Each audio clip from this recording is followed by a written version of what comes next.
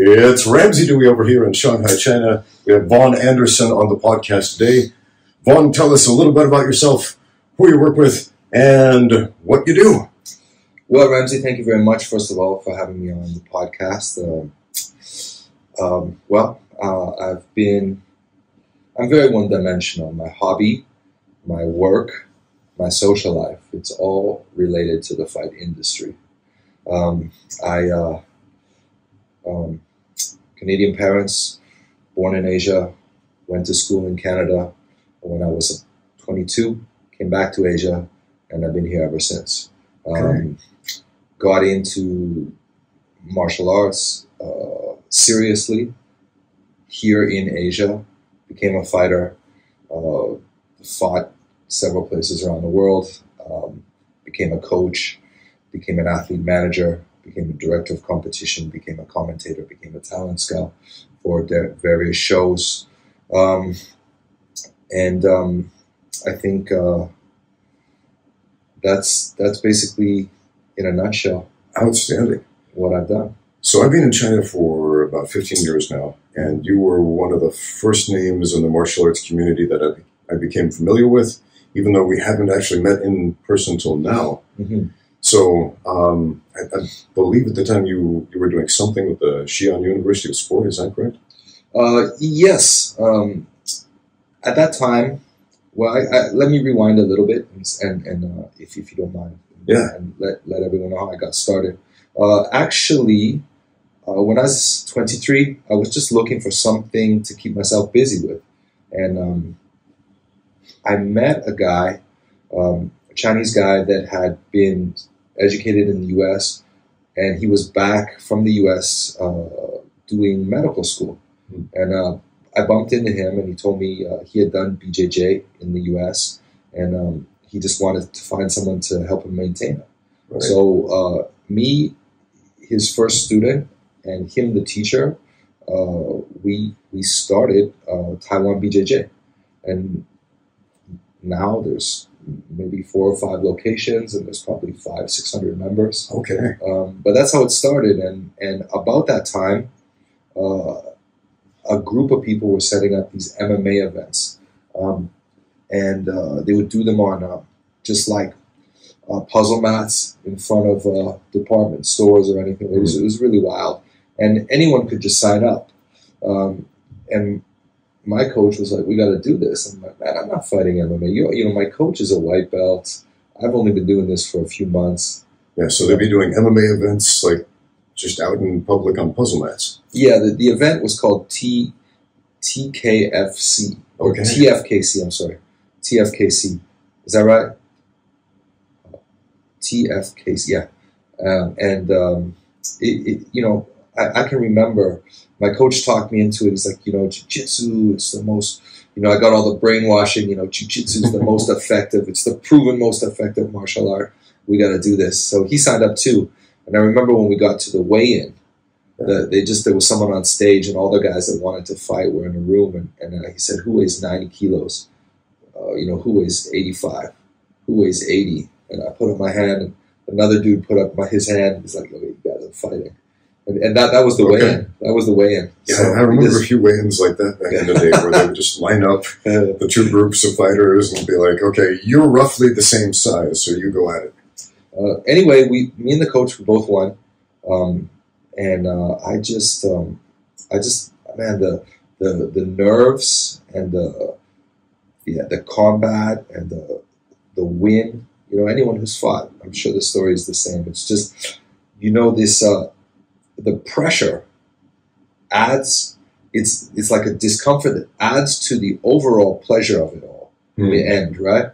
And I think winning has a lot. Like, luckily I won.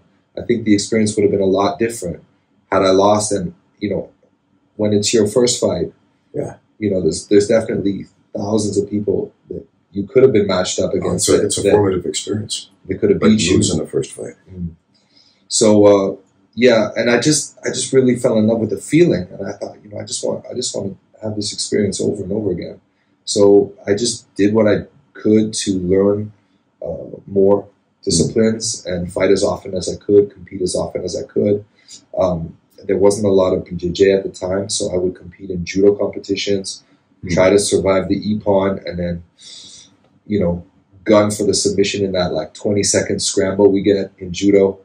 I competed in Muay Thai and boxing, just anything that I could, and of course MMA was always the focus. Eventually, I got sponsored by The Art of War, which was mainland China's first MMA show, and was 1 trillion times more professional than TFKC was. Yeah, they had an actual venue for one. Yeah, and then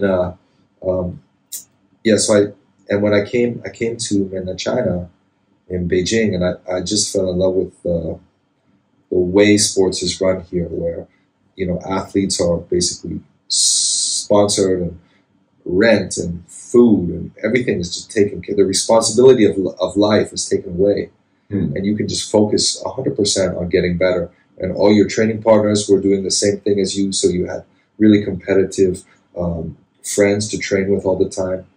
And I just really excelled at that chunk of time in my life when I was just focusing full on fighting and getting better. I did that for a few years, and eventually, when you heard about me, I was in Xi'an. Yeah. How that worked was Art of War stopped doing shows, or I sensed that they were going to struggle to do shows, so I left. I went to Thailand, and then I was kind of an independent fighter at that time. Fought in some shows around Southeast Asia, and I started commentating for a show called Legend FC that was based in Hong Kong. And I just always wanted to get back to mainland China.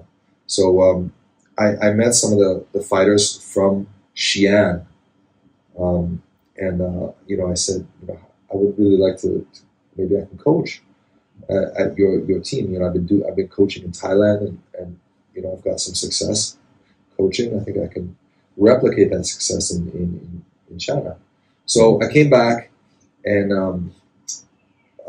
I was, the conditions were not great, but after 3 months, Legend, the show was like, how about we pay you, and you just stay there, because they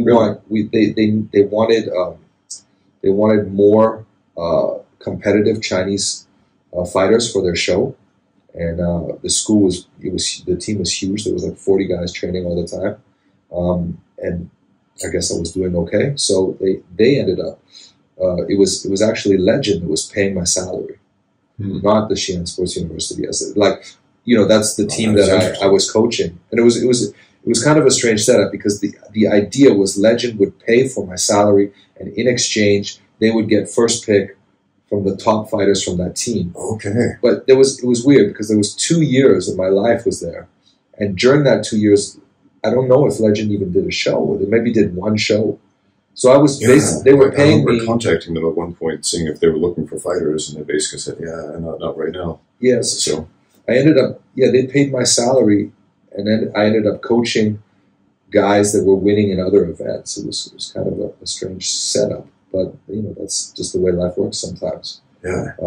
After that, after Legend eventually folded, and there was no more salary from that gig, and I got picked up by One Championship. In fact, the exact day the news story broke that Legend had folded.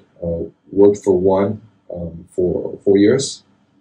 I left One, and then I started. Legend came back to life under new management, and I helped them out as a director of competition for a few shows. COVID came. I had opened a gym, was kind of focused on that for a while, and then JCK came out of nowhere, and I've been now with JCK since 2022. Yeah. Awesome. Yeah. And we're going to talk about that quite a bit during this podcast, hopefully. So, but before that, though, I would like to discuss a little bit about the change in the landscape as far as mixed martial arts is concerned in China. When I first got here 15 years ago, again, it was like a handful of people scattered around the country who even knew what MMA stood for. And again, one of my first experiences with MMA in China was actually going to Xi'an and fighting against one of the dudes over there. And it was a weird fight, but I didn't really know the history behind it. Like, how is it that these guys at this Chinese sports university got involved in mixed martial arts in the first place? Do you know about the history of that, like the China top team? Yeah, I can tell you a lot about that. Okay. What I understand is, when I was fighting for Art of War, I spent a lot of time with the guys that set it up, the Pai brothers, and that show was bankrolled from the Emirati royal family. Okay. And what's that connection? I think that's an interesting story too. Yeah. So Andy Pai was a jiu-jitsu. He still is a jiu-jitsu fanatic. And I met him, yeah. And he was working in Beijing and selling Chinese medicine. And he set up a jiu-jitsu school in Beijing, and I believe a representative of the royal family was in Beijing, maybe studying Chinese. Anyway, that guy joined Anzi's jiu-jitsu team because they're also fanatic about BJJ over there as well. So that's where that link came in. And then Andy was giving Chinese medicine to the representative to give to the royal family to feed their racehorses, to speed up their racehorses. Oh, interesting. And then Andy said, "Can I have an audience with the sheik? I want to talk to him about MMA." And then next thing you know, he's got a whole bunch of millions of US dollars to put into this Art of War business. So that's where Art of War originated. Yeah, I never would have guessed that. So he got the money. He knows jiu-jitsu well enough. His brother's into bodybuilding. So you got grappling and strength and conditioning and several $1 million. So there's still a few more missing pieces, right? So he started visiting a few different striking schools in China, such as the Sanda teams, and asking for their kind of cooperation. How about your Sanda guys learn grappling from me? This part I've never actually heard this firsthand, but okay. I'm assuming that's how it went. And the support for his idea was ignored by everyone except for the Xi'an Sports University leader, the Xi'an Sports University Sanda team leader, Zhao Shijun, who is, because of his foresight, is referred to as the godfather of Chinese MMA, because he's the one who sent his A-team to Beijing to learn jiu-jitsu. Like the Xi'an Sports University specifically, and nobody else at that time was even dabbling in MMA. Those guys, they already had like an incredible Sanda base mixed with Andy's jiu-jitsu instruction, and then he went out looking for opponents from around Asia. And there you go. Did you ever fight in Art of War? No. I arrived in China I think after they stopped doing shows, at least at that time. But it was at that time it was the biggest thing in Asia outside of Japan by far. Everything else was like what I had described. I actually heard of it in the U.S. before I moved to China. Right. They did well too. It had a cool name too. You can't deny that. The Chinese name is also cool. Do you know the Chinese name? No, what was it called? Yingshongbang, which means list of heroes. Okay. Like, if you're at a pub that has like a dartboard or something like that, all of the champions' names will be listed on the Yingshongbang. Okay. List of champions or whatever. It's a cool name. Yeah. Both in English and in Chinese. They're thoughtful cool guys. Concept, yeah. So because of this, you're right. The Xi'an Sanda team were the first to get involved in MMA, but what followed were other Sanda fighters through that Sanda network. And which I think is it could be different from a lot of places. I think in a lot of places, grapplers were the first to get involved, right? But those guys came later. Guys like Ning Guangyo that had a Greco-Roman base, he came later, and in many ways it happened opposite to how it happened in the U.S., where exactly like you said, grapplers got involved first. But the grapplers did show up. There's plenty of guys that had a grappling base that came later on, and now with the younger generation, they're just MMA. They don't have a base. Yeah. Their base is MMA. Guys like Song Yadong. Yeah. Yeah, for sure, man. It's a funny question because people always ask me on my YouTube channel, for example, like what is the best base for mixed martial arts? Well, and in my opinion, mixed martial arts is its own thing. At this point in time, it's like it should be obvious, in my estimation, that you train for the sport you want to compete on. Like, what's the best base for baseball? It's baseball. What's the best shot base for basketball? Basketball. Right? Obviously, there are supplementary things to do, but it's his own thing. You're right. I agree. I do though have an opinion about what is the best striking art for MMA. Okay, what's that? I think it's Sanda. Okay. For these reasons, it's, as far as I know, it's the only striking art that incorporates takedowns and takedown defense. So they're able to, especially at that level, some people might throw out some niche styles. Like, what about Kudo? Like, nobody cares about that. But, well, some people do very deeply. But very few people know about it. Sanda, though, it's a highly developed thing. It's modern. The way that they train, they incorporate strength and conditioning, as opposed to, like if you've spent any time in Thailand, it's a very traditional. It's basically just repeat, and do a lot of abs and jogging. Right? There's not really a strength and conditioning element to Muay Thai.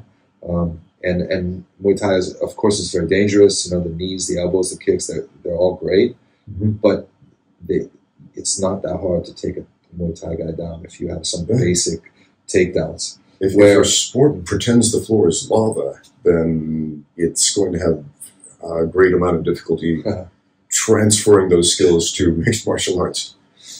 And Sanda, they also have, because Muay Thai is like kind of internationally known as an effective striking form to learn, and it's very popular around the world just by itself as a sport. It also means that everybody knows it, and Sanda is still a mystery to a lot of people. So it's hard to prepare for a Sanda guy because you don't know what he's planning, right? You're not, unless you're someone like us that's been training it over here. Yes, yes. And this is something I didn't realize until I fought a few Sanda guys. Like, I just assumed a kick is a kick, a punch is a punch. The strategy is different. It's subtly but importantly different to the point where it just threw me off my game for a long time before I started figuring this stuff out. They also have there's the Jie Tui Swai, the catch, the kick, and throw. Yes. And there's a really beautiful example of that in the fight. The second fight. How many times have Rose and Weili fought? Two or three times. But I'm thinking two. I'm not sure. I could be wrong. But the first fight, yeah. And anyway, I think it was the second fight. Weili catches the kick, a high kick, and takes her down. This is like textbook Sanda 101, and it like worked at that level, right? So that's a great case study. Oh yeah. Catching kicks is one of those things that, at least when I was living and training in the U.S., nobody did it, nobody talked about it, nobody trained for it other than maybe catch a low kick on the leg once in a while. But when I first started fighting in China, every time I threw a kick, it would get caught and I would get thrown, like every single time. And so I made it a point to go train at a Sanda camp with a friend of mine over in Jiangsu province. And I just picked the coach's brain the whole time, like, how do you do this? How do you not get killed while catching kicks? How do you? And that was transformative. Like in my martial arts career, it was absolutely transformative. Like it's something I didn't even realize was a missing piece of the puzzle until I was introduced to it pragmatically. Yeah. It's so I guess I'm preaching to the choir here. Well, out there in YouTube land, a lot of people need this preaching. Anyway, I really enjoyed my training in China at this time, and it was just a good opportunity. The show needed international fighters. I wanted this training, and I'm like, how about you guys let me join the team? And nobody needs to know that I showed up at the show with public transit. You can just introduce me as all the way from Canada, and you get your international appeal. I get the fights I want. I get the training I want. It's a local ticket for you. It's win-win. And they're like, all right, let's do it. I couldn't believe it. I was like, this is great. So I lived with those guys. There was at times 9 of us in a 2-bedroom flat with 1 bathroom. Wow. And we basically ate together, we trained together. There was bunk beds all over that house, and I was kind of immersed in the Chinese MMA community for a few years. And in the beginning, I got to admit it was a bit of a rough landing. It wasn't always fun for me. But it was a sacrifice. I was getting what I wanted. I'm chasing my dream, becoming a professional athlete. But outside of that, the life outside of that there was times when it was kind of hard for me, and there was lots of rough landing. That's the best way to describe getting to learn the cultural elements and things like this. My Chinese got a lot better, and I did. What I didn't realize was that the Chinese. There's actually a lot of things in China that are quite unique. The way business is done, for example, is very unique in China compared to, as far as I know, anywhere else in the world. Even countries near China are totally different. And sports is also very unique as well. And just being immersed in this community, I learned a lot of things just from exposure. And later in life, I was able to monetize my experience and my database and my knowledge of the MMA community here, working for shows like One Championship and Legend again later in my career. Kind of helping them understand how things are done here. Right. And at the time, I had no idea it was going to pay off like that. So I got lucky once again. Yeah, so let's fast forward to the present a little bit. So now MMA is recognizable to a lot of people in this country. You say those words, they know what it means. I remember commentating on a fight a few years ago where one of the fighters started doing some rubber guard stuff, and I thought, I need to explain this to the audience. They don't understand what's going on. But they knew exactly. They were cheering for the positions, for the positional advancements. And I thought, these people understand exactly what's going on. This is so interesting how we go from nobody even knows what MMA stands for to the audience are now students of the sport. We've got the UFC Performance Institute here in Shanghai, for example. And so obviously the sport has grown a lot. Mm-hmm. Tell us about the JCK and your involvement with that organization. JCK is an amazing contribution to MMA around the world, but also especially here in China. They came out of nowhere in 2019, and it's kind of special because they're like basically everyone involved in JCK is from outside the industry. So we were kind of suspicious, like, who are these guys? They just, they're content creators that are like, they make movies and TV shows and stuff like that. Really? The quality of the content that JCK makes is world class, without a doubt. And they just came out of nowhere with these huge payouts and shows all the time, and people were like, "What what's going on here? I do know that for the first season, a lot of people thought it was BS. And they're like, no, we're not going to waste our time. There's no way these guys are just going to come out of nowhere and give everybody $1 million RMB. Yeah, I remember hearing those numbers and thinking, that doesn't sound real. But they did it. The first, and they did it, and the guys that took the chance all left with $1 million RMB in cash. Like that's another thing that they put it in a suitcase. They just give you the suitcase. For U.S. audiences or people who don't understand, $138,000 US dollars as of a few days ago. Yeah. There are fighters in the UFC not making that much money. Quite a few fighters in the UFC. So JCK runs on a tournament system. So it's it's may the best man win, right? You sign up for this thing, you get involved, you do your best to win, and you score points throughout the season. And then at the end of the season, the top 8 guys in the division go into the playoffs. Okay, so it's like a proper tournament format. And the winner gets $1 million RMB in cash. And then the next season starts, and the next season is, they just wipe the slate clean and start again. You could be the champion again, or you could not.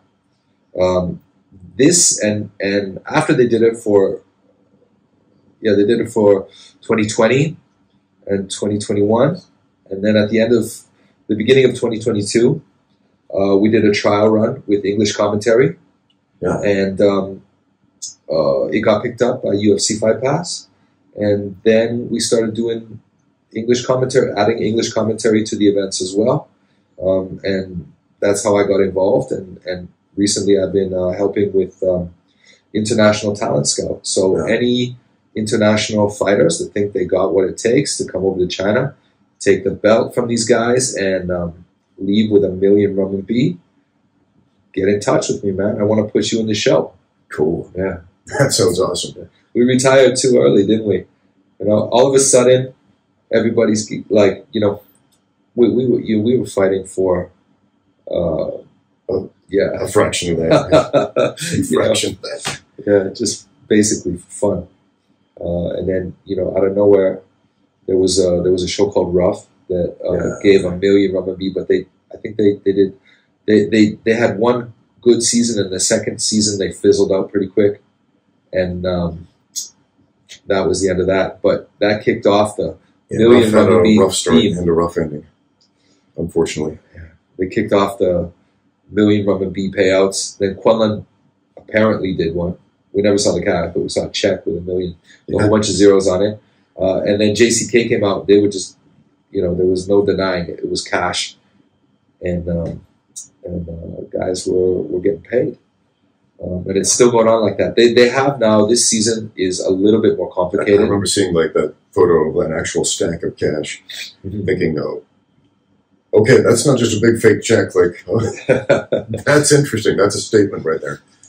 So this season's a bit different. The tournament format still exists, but there's also there's the bounty tournament, there's the fight night events, and there's something called the King Series. So now division champions have belts. Okay. And in King Series events, the belts are up for grabs. Okay. But pay attention. This is very complicated. But the champions can also fight in fight night events, and can also be part of the bounty competition. So there's like different ways to score points throughout the season. Oh, this is interesting. For example, Luo Tianlong is fighting the champion Wang Xiaoshang in 2 days, and I was a little bit confused. Luo Tianlong is he's now won in 4 fights, 1 draw and 3 losses. Okay, and so he's on a losing streak. Yeah. Well, I questioned what's he doing fighting for the title. And I was corrected. He's not fighting for the title because this is not a King Series event. He's fighting the champion. But even if he beats the champion, these are just points that go towards throughout the season that he accumulates so it's like throughout the season. That point system that say tennis or chess has to rank the players, kind of. It's a ranking system for sure. Okay, and so he could very well. I think it'll be a tough fight for him. But if he is able to beat Wang Xiaoxiang, he still will not get the belt and he will not get the million. That comes at the end of the season if the points he collects, some of which could come from beating Wang Xiaoxiang, get accumulated. He gets a chance to win. That is super interesting. I like that system. That's cool. Like when UFC, for example, went from being a tournament format, 8-man tournament, 16-man tournament, etc., to being the fight promoter picks the guys who will get the most pay-per-views based on popularity to face each other, presumably. And I understand why they do that, because they've got to sell tickets, they've got to sell pay-per-views. But my heart just sank because I felt like I love tournament formats. I understand not everybody does, not everybody's into that, but I don't understand why more MMA organizations don't use them. So, good point. Yeah, I love watching the tournament format. There's win, how you won, how fast you won. They all count towards the points you accumulate throughout the season, and it gives everyone a chance to. With a ranking system, guys have to climb up the rankings, and that's fine too, right? That's you gotta earn your spot. But with a tournament system, there's a time, MMA is a crazy game. There's some upsets when guys that have a very little experience, they're very low ranked, get that lucky punch and knock out somebody that's way higher up on the rankings, and those are exciting nights. Oh, of course. It's a sport where anything can happen. It's like, and that's, and obviously, once again, preaching to the choir, it's having difficulty collecting your thoughts here. But let's say tennis, for example. Okay. You take the best tennis player in the world, you take someone who's pretty good at tennis, we already know how that's going to end. You already know. Right. An MMA fight, however, because there are so many variables, there's a question mark at the end, no matter who it is. Is that a question? I'm sorry, did you ask me a question? No. Okay. Just commenting. All right. Yeah. One other detail that I want to share with the listeners is JCK, it's a tournament format. So the season starts, there's a whole bunch of guys in the tournament. There's shows almost every weekend. Usually there's 3 shows a month. Everyone gets a chance to fight. And as you get closer to the end of the season, there's less people in the tournament, fights become more frequent. And then at the end, you're fighting tough guys like once a month, almost once a month. And that's, if you're not finishing fights quickly and you're having a war and you're winning a split, a really close fight where you took a lot of damage too, and then you got to fight a month later, it wears on people, right? They can't do a proper fight camp, and that's part of it. You got to be sure, if you're going to win this tournament, you got to be sure you're ready to go all the time, and try your best to stay as fresh as you can throughout the tournament, especially at the end of the season, because that's when it gets tough. Oh, for sure. So how can, let's say, the viewers, some of them have sent me questions like, how do I get involved in MMA in China? Like, if I want to compete in China, what do I do? For JCK specifically, like, how would those people sign up to fight? Well, international fighters that are hoping to get a chance to fight in JCK and win that million should contact me directly, either through social media or, I'm not hard to find. Okay. Yeah. Vaughn Anderson on social media. Yeah. Instagram works. or Facebook as well. I think that's probably the easiest. All right, cool. We'll put all the links in the description. Awesome. Yeah, so JCK is also doing a lot to get fights. Now they've done a fight overseas. Now they've done a show in Armenia. They're working on shows in Kazakhstan, and you know, there's a few other places on the list too that you know, I can't spoil it yet. Okay. But there's going to be more international. Going to be more international events coming soon, and it's really a great thing. All throughout the pandemic, when most shows were just completely not doing anything, JCK was doing shows almost every week, paying people tons of money, and it's been such a good thing for the community, right? So, and it's looking forward to seeing more great stuff from JCK as well now with this the focus on the international market as well. Yeah. So, ONE FC. Let's talk about that briefly because they've done a phenomenal job of spreading their wings out into the world, generally speaking, over into the West, and saying, hey, not only do we exist, but we have a quality product. What lessons do you think other fight organizations could take from that? This, what was once a fledgling show in Asia, essentially gaining popularity worldwide. Well, I think what ONE does well, and other people should follow this suit, is that they march to their own jump, and they're their own unique thing. They're not trying to copy UFC. Okay. Right? So, and since I have left, it's really, you know, they're doing the kickboxing, the grappling now. Well, they did a few grappling matches when I was still on board, but now it's fight sport. It's not MMA anymore, right? Like it's MMA is a part of it, a big part of it, but it's not exclusively what they're doing. So I quite enjoy watching the kickboxing for ONE, because they didn't have that when I was on board. So yeah, I'm started out as kind of a sideshow, and now it's like one of their more popular things they're doing. Mm-hmm.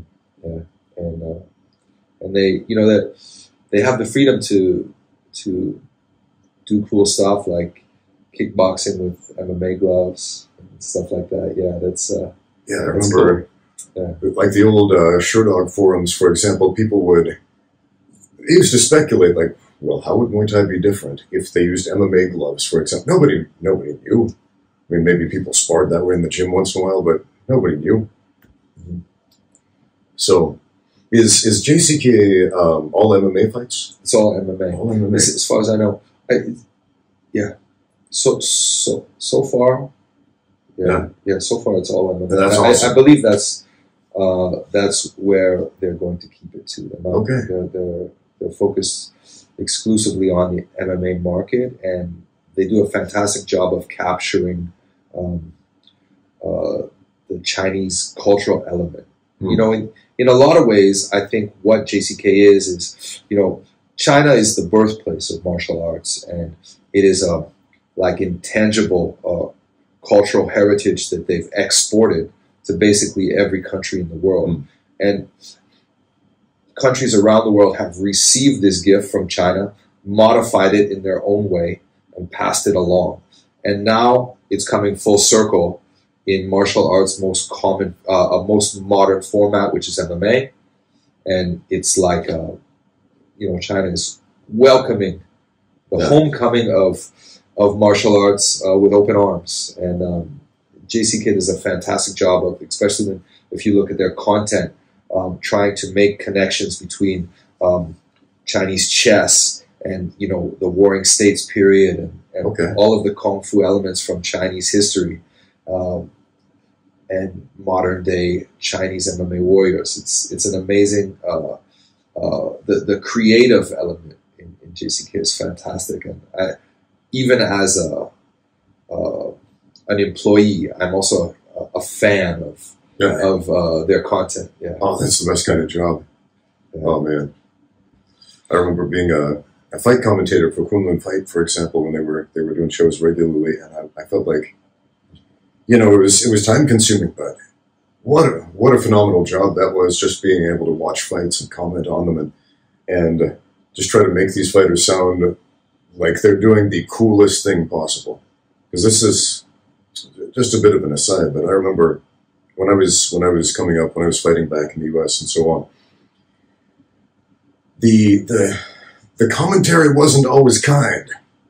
It wasn't always kind, and I thought, these guys are shooting themselves in the foot by not making what is happening in the cage or the ring right now seem like the coolest, most important thing in the universe. And I kind of made this resolution: no matter what happens right here, no matter who's competing, I'm going to make it sound awesome to the best of my ability. And really, I think every good commentator does that. And they do it differently. Like, you listen to Joe Rogan, he gets super excited when people attempt an omoplata, for example. Not every commentator needs to do that. But what he does well is he makes the fight sound important and interesting and special, for example. You look at a guy like, say, Robin Black, he's very low-key in his approach, but he does the same type of thing. In other words, he makes the fight sound awesome. Now, you've done fight commentary. I have, yes. What's your approach to it? Well, I was waiting for you to ask me what's the hardest situation. Okay, let's address that question. What is the hardest fight commentary situation? When there's a situation when there is both fighters, like if the matchup is made between two counter strikers. Oh, okay. And they're just waiting for the other guy to throw the first punch so they can counter, and you're thinking, all right. Like, in fact, like, sometimes that situation can get really intense, but it's intense there. That took about half a second to say. What do I say for the next, 2.5 minutes while this is still going on? Like, yeah. There's times when inactivity as a commentator is what I hate the most. Recklessness. Sloppy recklessness, I'll take that all day long. I love one, because that's when things get dramatic. Gets easy to spin the narrative. But it's it's a tough job, and the commentators. I mean, the fighters have a tough job, and the commentators owe it to the fighters to make sure that people know that they're represented well and they're rewarded for their effort, win or lose. Yeah, for sure, man. So Kunlun Fight did mostly kickboxing. Once in a while they would do an MMA show, but most of the fights I commented on were kickboxing. And when I started doing it, I thought, man, there are only so many ways to say he punched him and then he kicked him. I always found like commenting on MMA was much more interesting because, there's a lot more going on. There's more of a dynamic story to tell. But at the same time, what are some other issues that you've run into as a commentator, as far as trying to make it interesting for an audience to hear? I guess anyone who watches JCK knows that there's quite a few minority representatives and certain ethnic groups in China have names that are uncommon, and multi-syllable. Mm-hmm. Yes, and a lot of people outside of China don't realize that China has a bunch of minority ethnic groups. So I'll give you some examples. The Kazakh names, the ethnic Kazakh names drive me nuts. Udzadzabiyaka, or the current champion, Kurbanjan, Tola Sabaka, and it's like, we're gonna have to. That's not Mandarin. If we got to if there's if you got to introduce the fighters when the fight starts, and usually you got to give the full name at first, right? And if there's like a flash knockout, we're not going to be able to introduce these guys fast enough. So complicated names are a huge struggle for me. These guys need monosyllabic fighter nicknames. Inactivity, I guess, and I don't know. One of the reasons why commentating comes naturally to me is because it's not necessarily because the skill of commentating is something I do well. It's because I know the sport and I know the fighters personally a lot of times, right? Yeah. So is it wrong for me to have a bias if a guy that I used to coach or train is fighting? I can't help it. You know, I get excited when my guy is winning sometimes, and I don't think there's anything wrong with that. I've had that experience, yeah. As a commentator, I think that's fine. That's absolutely fine. Like you know the guy personally, you've trained with him. I've done that. Talk him up all day. Why not? Makes the fight sound cool. Makes it sound more interesting. Like I actually know this guy. He's not just some random dude who walked out I've never seen before, and now I have to make something up. I think that's great. Problem is when, for example, you are asked to referee a fight for somebody that you know personally or have trained. Yeah, that's a conflict of interest, and unfortunately, that also happens. Right, yeah. But yeah, in this community that you're also a part of, you know, we're a small group here, so we often, you know, wear many hats. I've been the fighter, I've been the coach, I've been the referee, I've been the judge, I've been the commentator, I've been the matchmaker, I've been. What else have I done? The rules meeting guy? The rules meeting guy, yeah. It's an important job. The translator. Oh, yeah. So before this podcast, you mentioned that at some point, I may be misquoting you, but at some point, the most important MMA fighter in the world will be determined by two people in China. That's right. Something like that. Well, isn't it? I was just looking on my phone in the cab over here, and I saw the poster for UFC 300, Zhang Weili versus Yan Xiaonan. And, you know, I know both those girls, and I've known them since forever. And I can remember being in a cab and people ask me what I did, and I would say MMA, Zhonghe Guodou, I'd say it in Chinese, whatever. And they just had no idea. And then you'd have to explain it to them. It's like kickboxing, but you can also keep fighting when the fight goes to the ground, and then they think, it's WWE. You know, I know what you guys get. Yeah. And I just got so sick of trying to explain it. I just started telling people I was a boxer because it would just neutralize the explanation, the need for an explanation. It's more like the thing you do than the thing they think you do. Yeah.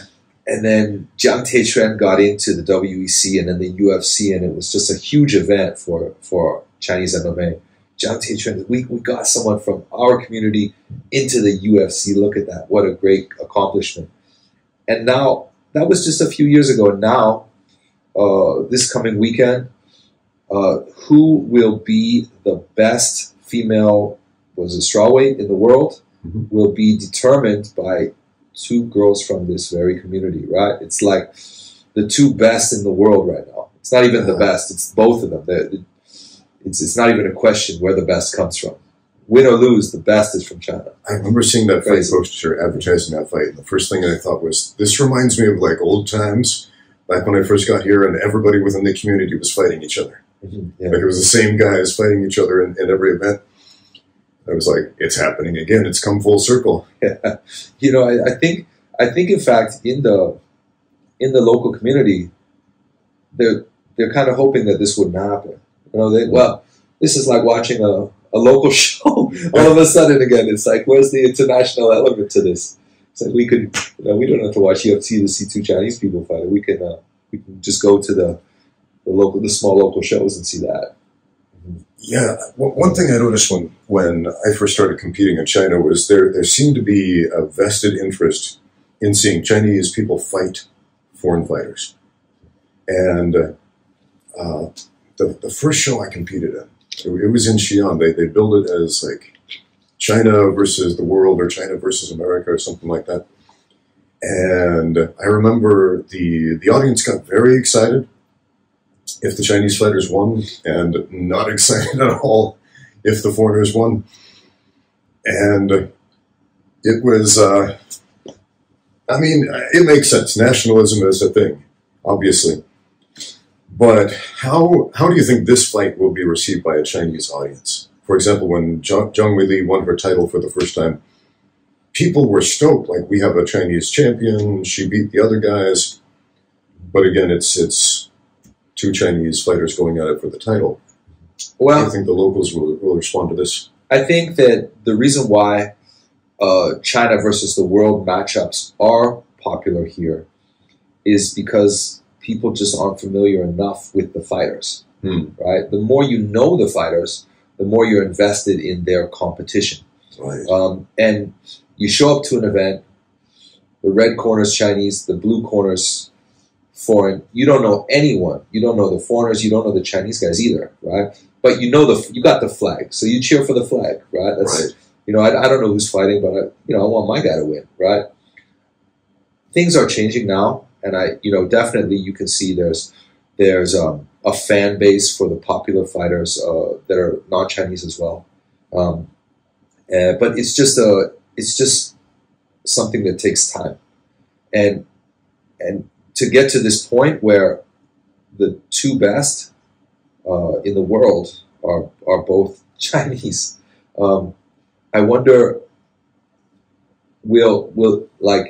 is there such thing as too much success? Like, are people going to lose interest now?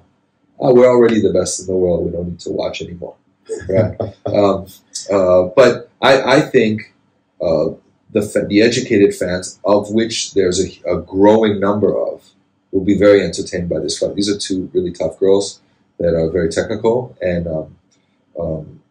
I will say in my circle of friends, I noticed there's more support for Yan Xiaonan than Zhang Weili. Oh, and I kind of surprised. I don't have as much contact with the common fan. Most of the people in my network are industry insiders, but still, those are the people that I was a little bit surprised to see how much overwhelming support there is for Yan Xiaonan. Well, why do you suppose that is? I really don't know. It's something that surprises me. I know Zhang Weili better than I know Yan Xiaonan, and I kind of think that Weili is tough to beat. There was one fight I saw Yan Xiaonan. I don't remember her opponent, but she did the coolest sidekick to the head ever in an MMA fight. At a point where everybody online was saying sidekicks don't work, and I just remember thinking, like, that's Sandow right there in MMA. Sweet. She's really tough. I guess she's got as good a chance as anyone does of beating Weili, but that's tough, man. I got to think that Weili is still the favorite to win this, whether she's got support from MMA insiders in China or not. I think it would be anything can happen, but surely Weili is the favorite in this matchup. But I think either way, it's a fight that I'm really excited to watch. So you think all these folks pulling for Yan Xiaonan are like, is it because they see her as the underdog and people just kind of root for the underdog, or what is it? I'm not sure. I really don't know. I guess I could guess, but I'm not sure. Has Weili spent much time in China over the past few years? Mm-hmm. Maybe she's maybe Yan Xiaonan just has a deeper connection recently because Weili's been overseas a lot. Maybe that's why. Makes sense. But anyway, I think it's going to be a great fight. I'm also looking forward to the upcoming JCK cards this weekend, and also one coming on a Tuesday, a week and a half from now. Okay. So that'll be our first Tuesday event, which is cool. So much happening. JCK is doing events outside of the international training fight center that they've built, this massive 10,000 square meter facility with saunas and gyms and cafeteria, hotel, and the studio, of course. It's basically like their version of the UFC Performance Institute. It's right there. Similar, yeah. Okay.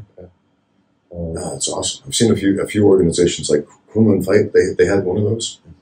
Like within this compound, they had the gym downstairs. They had like what do you call them? Dormitories, and then they had a studio / fight arena upstairs. I don't even know if they're still doing that, but it was a nice setup. So the fact that you've got that on site is amazing. Tell us more about the facility. Like, what's it like? Well, the facility is it's in Shanxi. Shensui Group is the financial backer for JCK, and it is a coal mining outfit. As far as I know, to be honest, I need to. I know they're definitely doing coal mining. I don't know if Shensui does other things as well. Yeah. But Shanxi province is where a lot of the coal is, and that's their turf.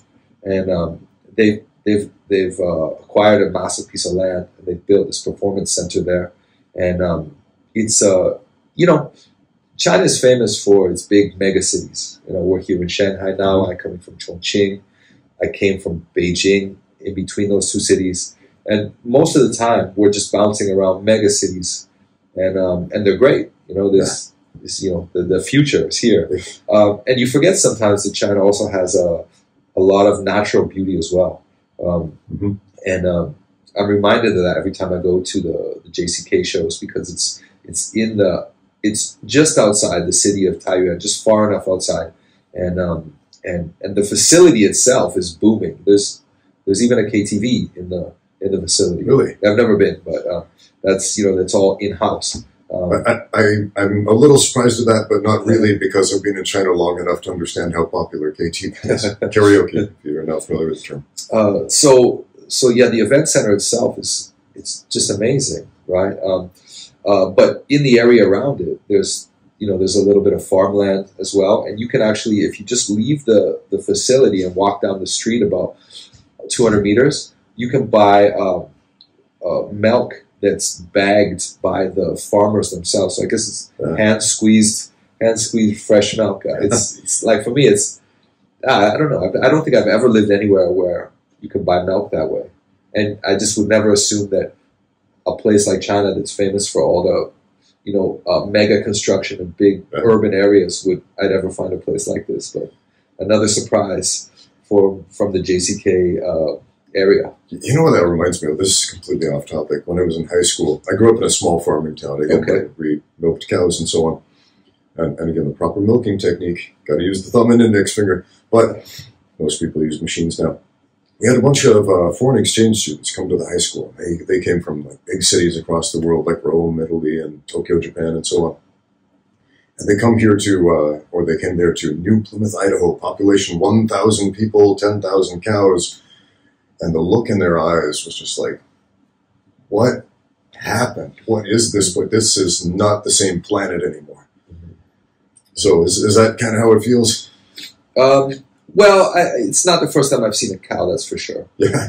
But it's like it's just a surprise. Shock of sorts. It's just a surprise to be that close to it again. You forget sometimes that this is also a part of China's vastness. Yeah, man. I've lived in this concrete jungle, 27, 28 million people, however many people live here in Shanghai for a while, like 15 years. And like anytime I go out to, say, like Inner Mongolia, just out in the wilderness in Inner Mongolia, it is like the quiet there, the complete dearth of people anywhere is incredible.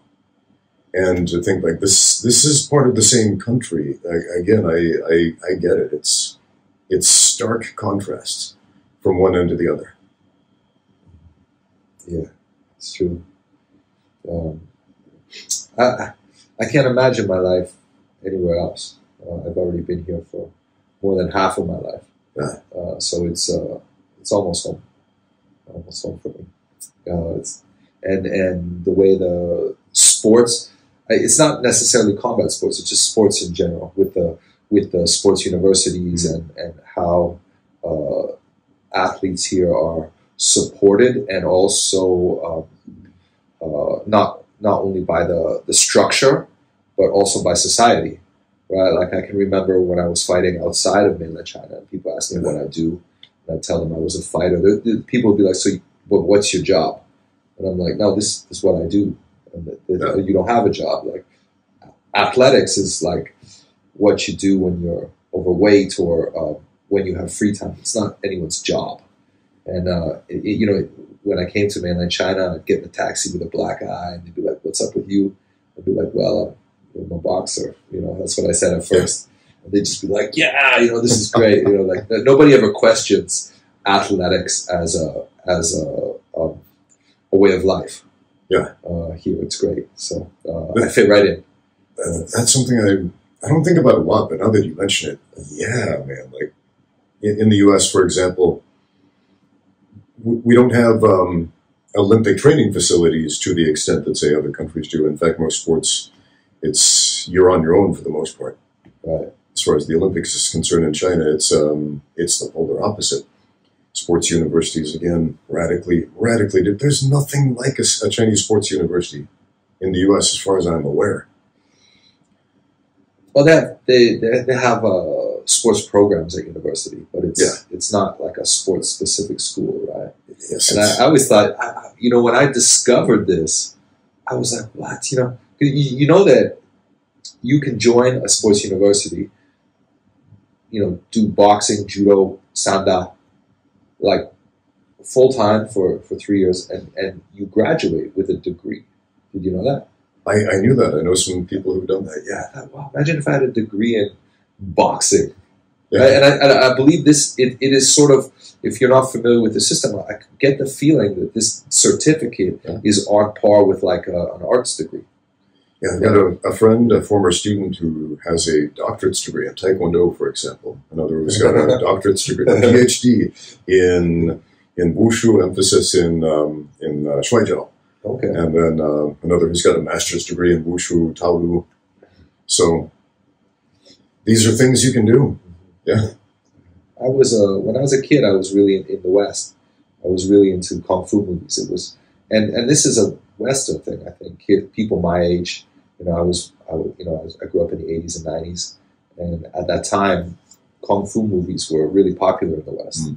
So I don't think it's really connected to anything Eastern that influenced me. It's a completely Western hobby to watch kung fu movies during that time. And I remember watching all the Shaolin Temple and all this kind of thing. Mm-hmm. And I thought, I wonder if I'd ever be able to go there and see it. Yeah. And have you been there? I taught there. And you taught there? Yeah, it was really cool. So I went there as a tourist once, and I watched the kung fu show, and it was great. And then, they obviously have a huge combat sports training center with 25,000 students, 5,000 staff. They do Sanda there, is that correct? They do Sanda as well as, Taolu and I know they do Taekwondo and boxing as well. Okay. So they do have other elements there. But the Sanda team was interested in some MMA training. And they're like, you want to teach at Shaolin Temple? I'm like, are you kidding me? You taught MMA at Shaolin? Yeah, and I really loved it. And it got to the point where it's like, the training facility is also inside the area where the tourists go. Okay. So, obviously you have to pay to get in, unless the guards know who you are. And I got to this level where the guards were like, yeah, there he is. I'm like, wow, I'm kidding. And the guards at Shaolin know who I am, and I don't have to pay. I just come in the back door. It was, for me, that was a really fun part of it. I just felt like awesome. A dream come true. And the Sanda team at Shaolin, in fact, the school is not called Shaolin Temple. It's called Tago Wushao, Pagoda Valley Martial Arts School. Okay. That's the combat sports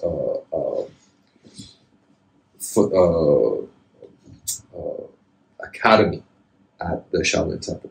Okay, so it's like part of it, but it's not the same thing. Well, it's just incorrect to call the team Shaolin Temple. Right. The Shaolin Temple is that building inside the facility, and the combat sports group is called Pagoda Valley Sports School, martial arts school, and they actually the head coach Li Lanjie, sounds almost like Li Lianjie, just one letter different. He's very forward thinking, so he brings in Muay Thai coaches to teach clinch, which Sanda does not have, and he's got quite a few guys winning from knee strikes to the guts. which is allowed in Sanda, but it's not a specialty. It sounds like the Shaolin structure has come a long way as far as combat sports. I did a podcast years ago with Antonio Borseco, who has a PhD in Wushu. Okay. And he spent quite a bit of time at Shaolin back in the 90s and then again in the early 2000s and talked about his experiences there. And a lot of people on the internet got very angry about this, and I still receive angry questions. I asked him, how do you think a Shaolin monk would do in a fight? He said, they get killed instantly. Like that's not what they train for. Now, what you're describing here, what year was this? Where you were? 2014. 2014. Okay, this is decades later. Yeah. So, if I were to throw that same question at you, like, how would these guys training at this particular facility do in a fight? Well, Kung Fu is, it's a different thing. Kung Fu is, I also have a bias. I'm interested in any fight style which involves a resisting opponent. Right. I think for me, this is the difference between martial arts and combat sports. And combat sports are basically the wing of martial arts that I am concerned about. So anything with a resisting opponent, boxing, sanda, judo, jiu-jitsu, these are effective, and they're the ones I understand. Right. If you want to ask me about Kung Fu, well, Sanda, I suppose, is Chinese Kung Fu, and I'm a huge fan of Sanda. So maybe the safe answer is to say, Sanda is definitely, in my opinion, is the most effective striking art, which I mentioned earlier in this talk, and it's very dangerous. Traditional Kung Fu, I've not seen any examples that would lead me to believe that they could use that effectively in a fight situation against anyone who trains a discipline that includes training partners that are resisting. Right. But I just know what I know. As diplomatically as you phrase that, there's still probably like 100 guys out there who are getting angry and typing a furious response to that. Well, is there an example? Is there an example for them to share with us? Because I'm open to this idea, but I think the argument usually is they cannot because it's so deadly. Everyone would just die. Yeah, it's a very common rebuttal. Yes. Well, if that's the case, then then it's too crazy. Yeah, and it's too crazy for MMA. How much experience have you had with traditional Chinese martial arts since you've been in China? I took a few classes of Wing Chun before I really got into combat sports, and I found it a little bit boring. Right. You got to, I remember doing this, and doing this, and then the coach would come and be like, and I was thinking, I quit before I could learn what the point of doing that even was. So that micro adjustment even means. Right? Yeah. So maybe it's just I don't have enough patience or whatever, but I definitely I have the patience and the focus and the desire to invest my time in the type of martial arts that I mentioned earlier. Right. And all of them too. It's not only like I love judo. I love watching judo almost as much as I like watching MMA and boxing as well. I know there's definitely a lot of MMA fans that think, I don't like boxing or judo on its own because, what would happen if you could kick him in the head or something like that? Right. But I think sometimes when you limit the rules like that, it makes for a more exciting spectator sport. But I also, I'm the same way. Eventually, if you took the best boxer and the best judo guy, and we're like, You want to see them fight MMA? Yes, I do. I want to see what will happen to them in MMA as well. So I'm not against that idea, but I just also appreciate the rules too at certain times. Yeah, for sure. You know, with that previous comment about Chinese traditional martial arts, comments and questions I get a lot on my YouTube channel is how can you live in China right now and be so invested in MMA when Chinese traditional martial arts is a thing and you're in the birthplace of martial arts? And in my experience, like even finding traditional Chinese martial arts to train in is very difficult because it's not super widespread as much as Kung Fu movies would have you believe. Mm-hmm. So in my experience, it's something that you really have to dig for if you want to find in the first place. Do you ever meet this type of resistance, people saying, why are you doing MMA in China instead of Kung Fu or whatever the case may be? Well, I can't say that I've had a lot of people say this to me, but it is a good question. Like, I can remember my mom, when I started doing BJJ, she's like, don't you think it's strange, like, you moved to China to learn Brazilian Jiu-Jitsu? Yeah. And you know, when you present it like that, it does sound kind of strange. But it's, you know, I don't think, actually, that's not true. I was about to say, you know, I didn't come to China to learn MMA, but in fact I did. You know, I did, and I love the way the sports system works here. And who is to say that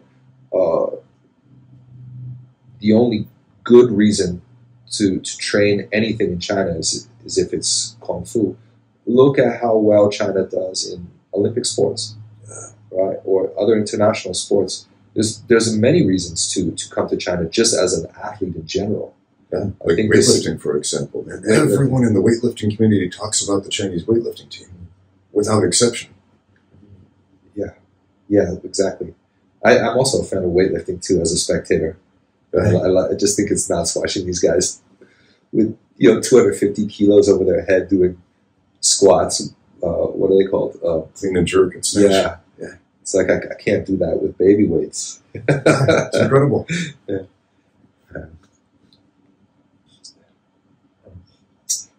But at the same time, saying that, I think that there is a big benefit to being to having an international background as well, because ideally, what you can do if you have a kind of an understanding of how things work in different places, ideally, you're able to filter your life and take the best of everything and put it together.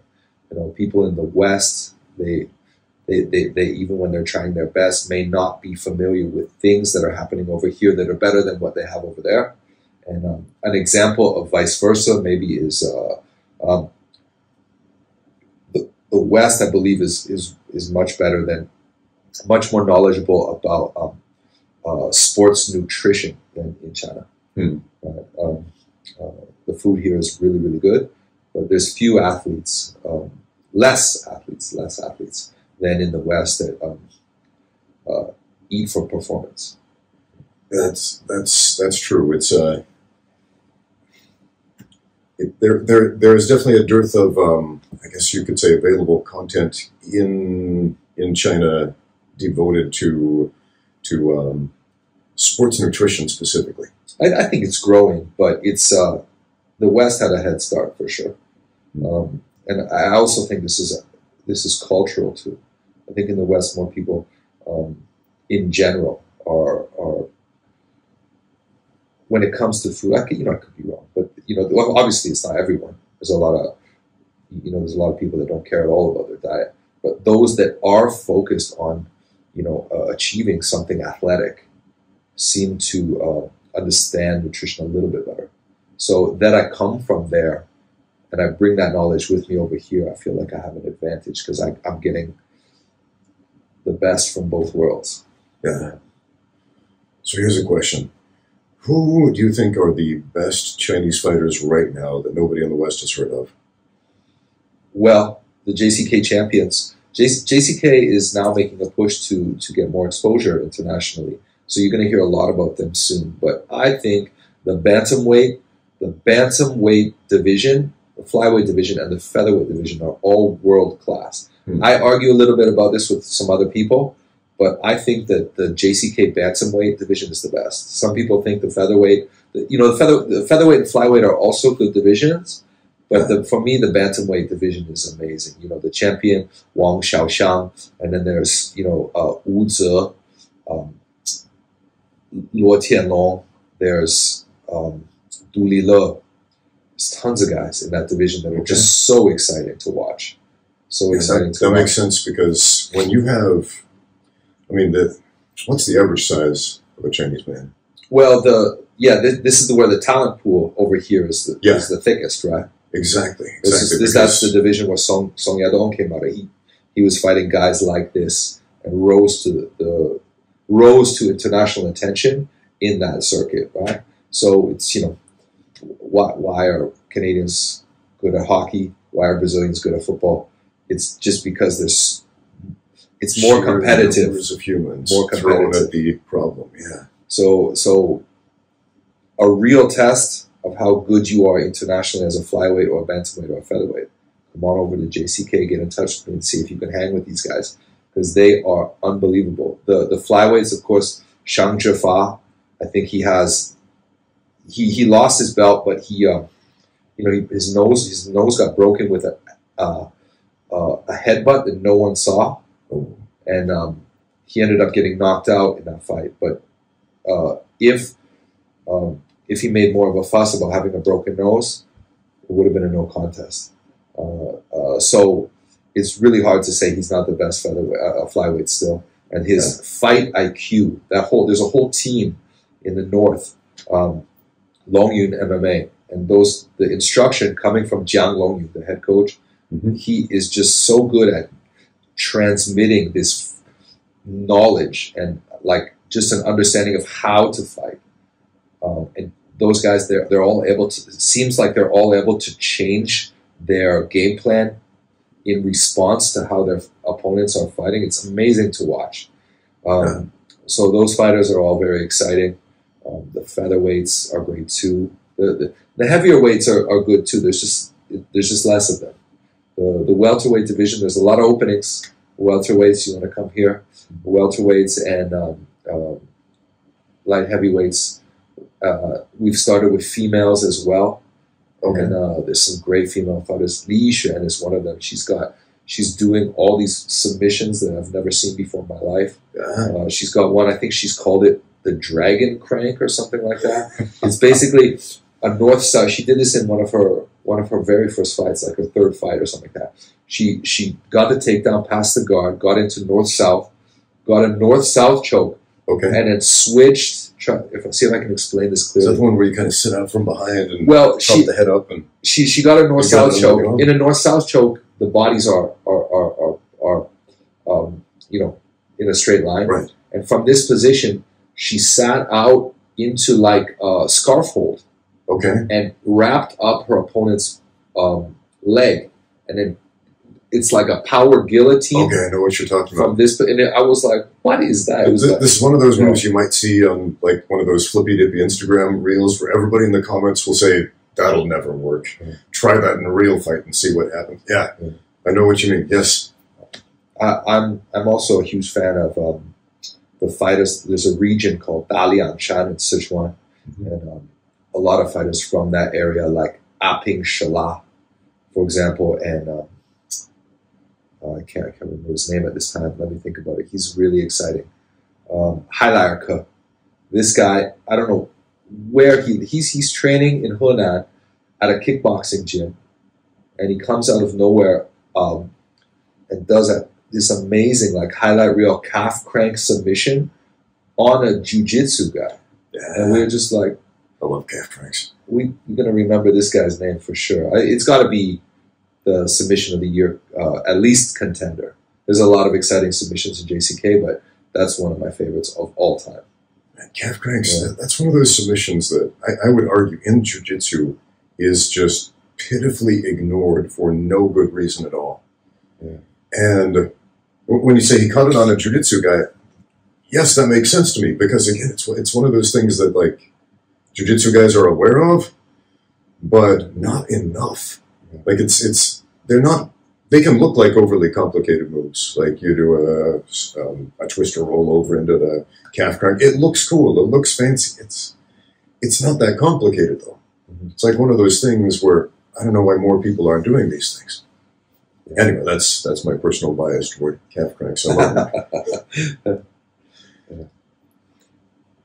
But yeah, there is a gross misunderstanding about talent in China, combat sports in China in general, and I hear this a lot from negative YouTube comments, from people saying things like, "Oh, Ramsey, you live in China where nobody's good there, nobody is physically imposing, etc." And you and I understand this is factually incorrect because we've been here, we've seen the talent. And we've compared a little bit, these guys in this particular division in JCK with their counterparts elsewhere in the West. How would you rate? Let's be brutally honest. Overall, China, the state of mixed martial arts right now. Mm-hmm. How would you rate Chinese MMA right now compared to, say, what's going on in the U.S. to American MMA as far as like the total fight IQ, how we might rank the fighters on skill level and so on?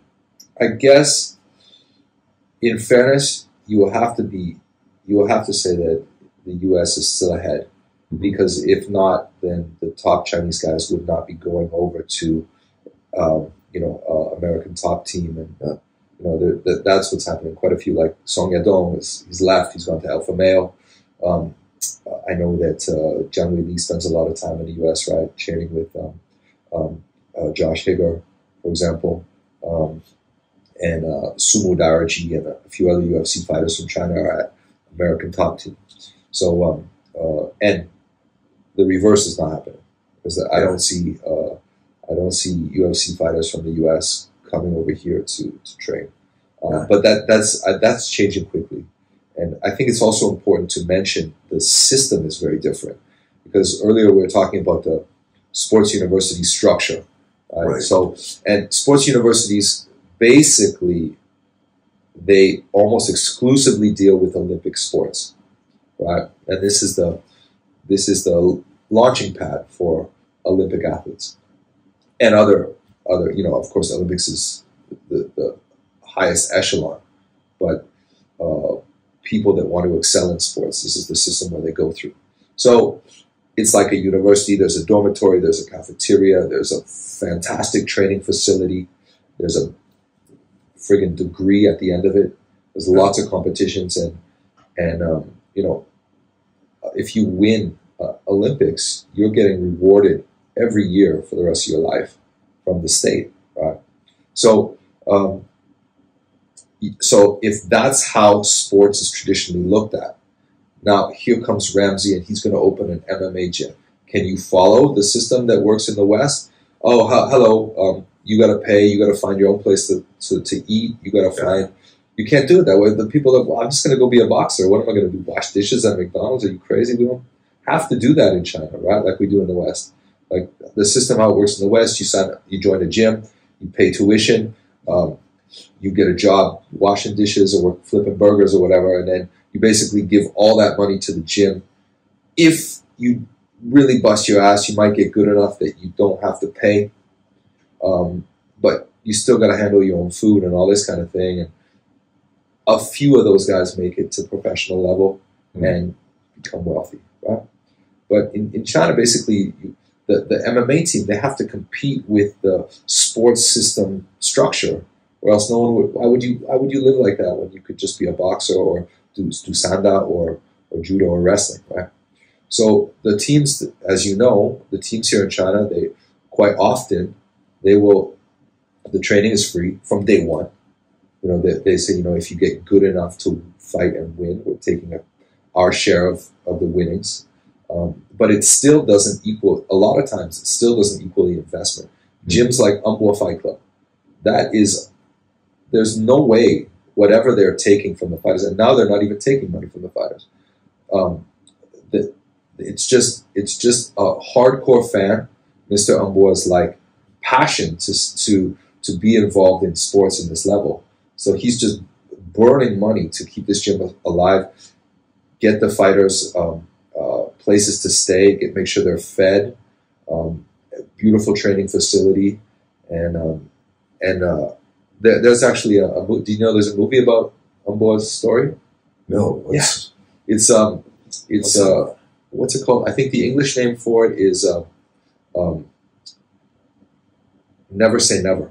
Okay. Maybe I might be wrong. It's something like that. And the Chinese name is Ba Jiao Long Zhong or something. Okay. And I'll have to look that up.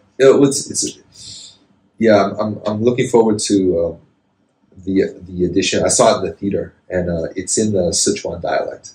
Okay. So learning Mandarin is not going to help you much in this watching this movie, but it's a great story.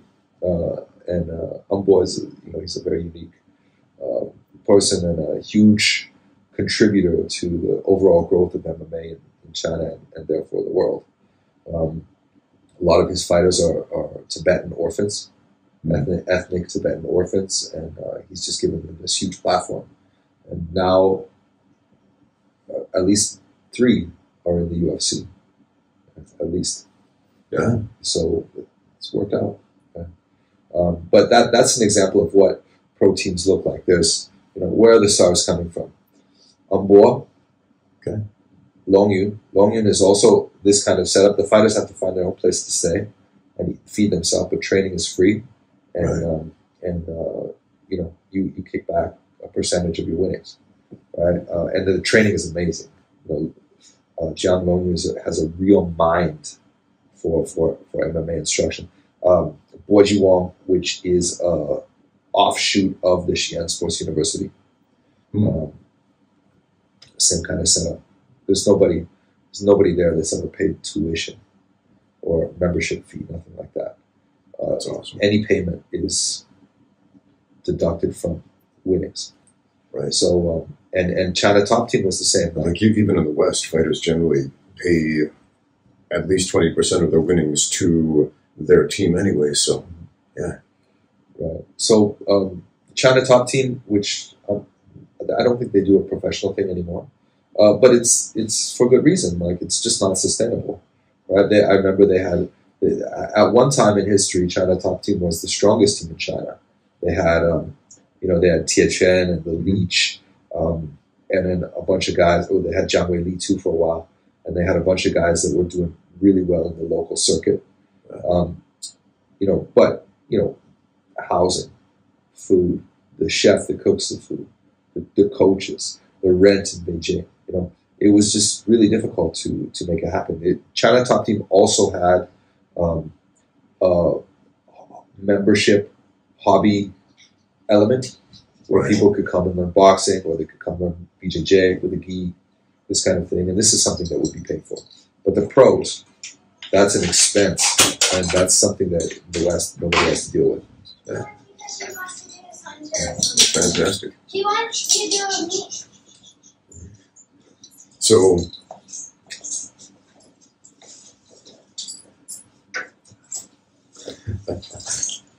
for anybody watching, my wife just walked in. Hello. So, lost my train of thought there.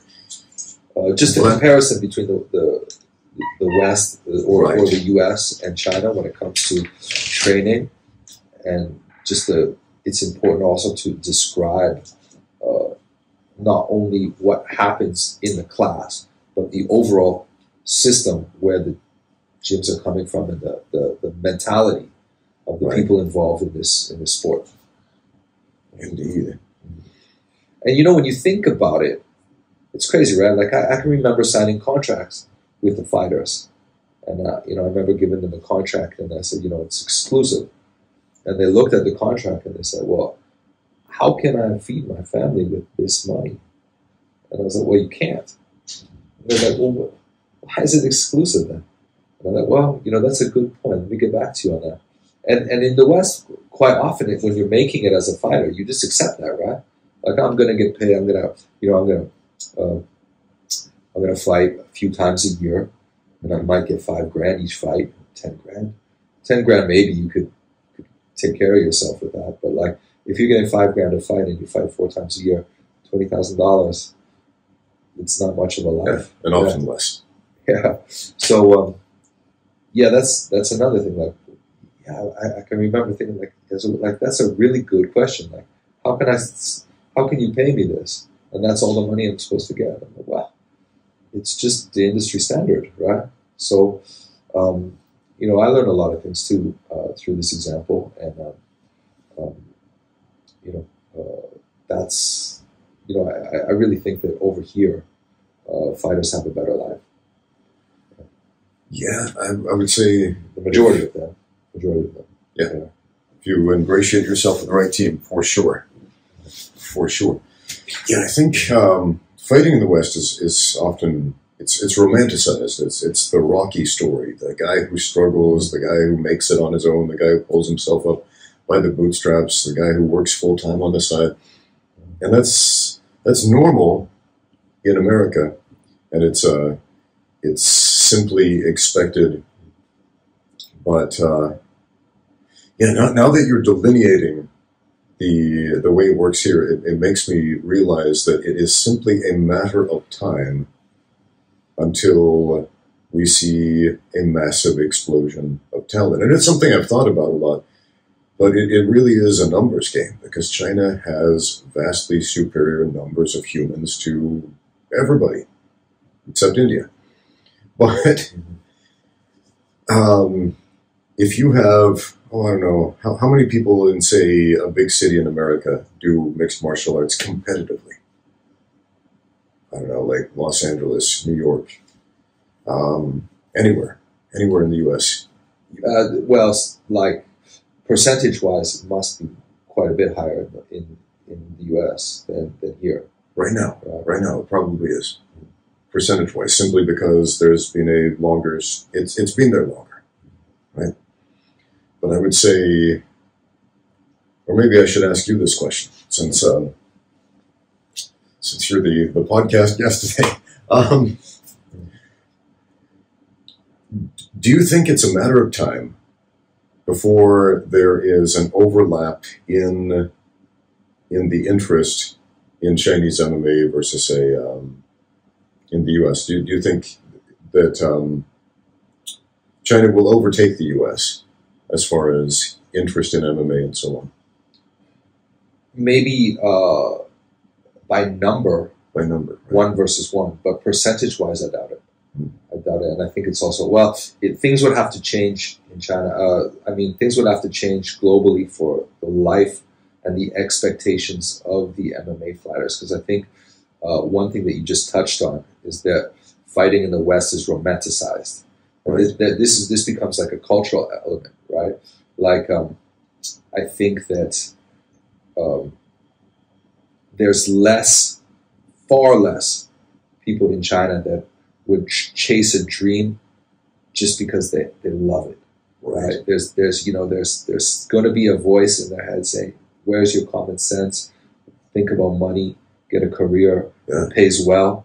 This is a really low percentage chance of having a stable retirement. So it's the cultural element is there. Like Westerners have a higher tendency of doing what I did, just going to Asia and fighting people for chump change, and just because I loved it, right? I can remember when I was 30, and I think it was my birthday, and my father wanted to send me some money, and he asked me what my bank account information was, and I didn't have a bank account, and he got really upset, like, how careless am I? Like, what are you doing with your money? You just got in a shoebox under your bed, and I was so broke that like all my money just always fit in my wallet. Like I didn't ever need, like I never had more than like $1,000 on me. So it was like, it was just unnecessary. And I don't think that, I don't think there's many people with that kind of attitude in China. There's people with passion. There's definitely people with passion and people that like sports, passion for things in general, including sports. But to completely surrender to earning and saving money, that's not something that's common. Yeah, I think it's also a bit of a throwback from the antiquated, the former one-child policy, because so many kids who are like, I shouldn't say kids, I'm 45, 20-year-olds seem like kids to me now, but these young adults who are fighting age often they're the only child in their family, like their entire family has led up to them. There's nobody else to carry the torch, if you will, and so if they don't succeed, it is generational disappointment, if you will. Whereas I grew up there were 7 of us, 7 kids in my family, and so it's going to sound weird when I say this, but there's kind of a feeling of expendability, if you will. Right. Not that's the wrong word, but maybe you understand what I mean.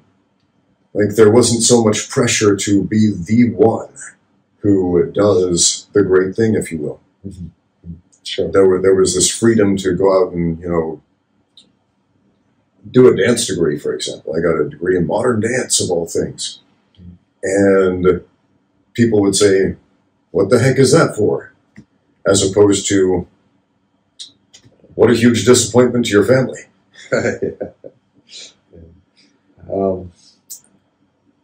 Yeah, I guess there's some truth to that too. That's a good point. Mm.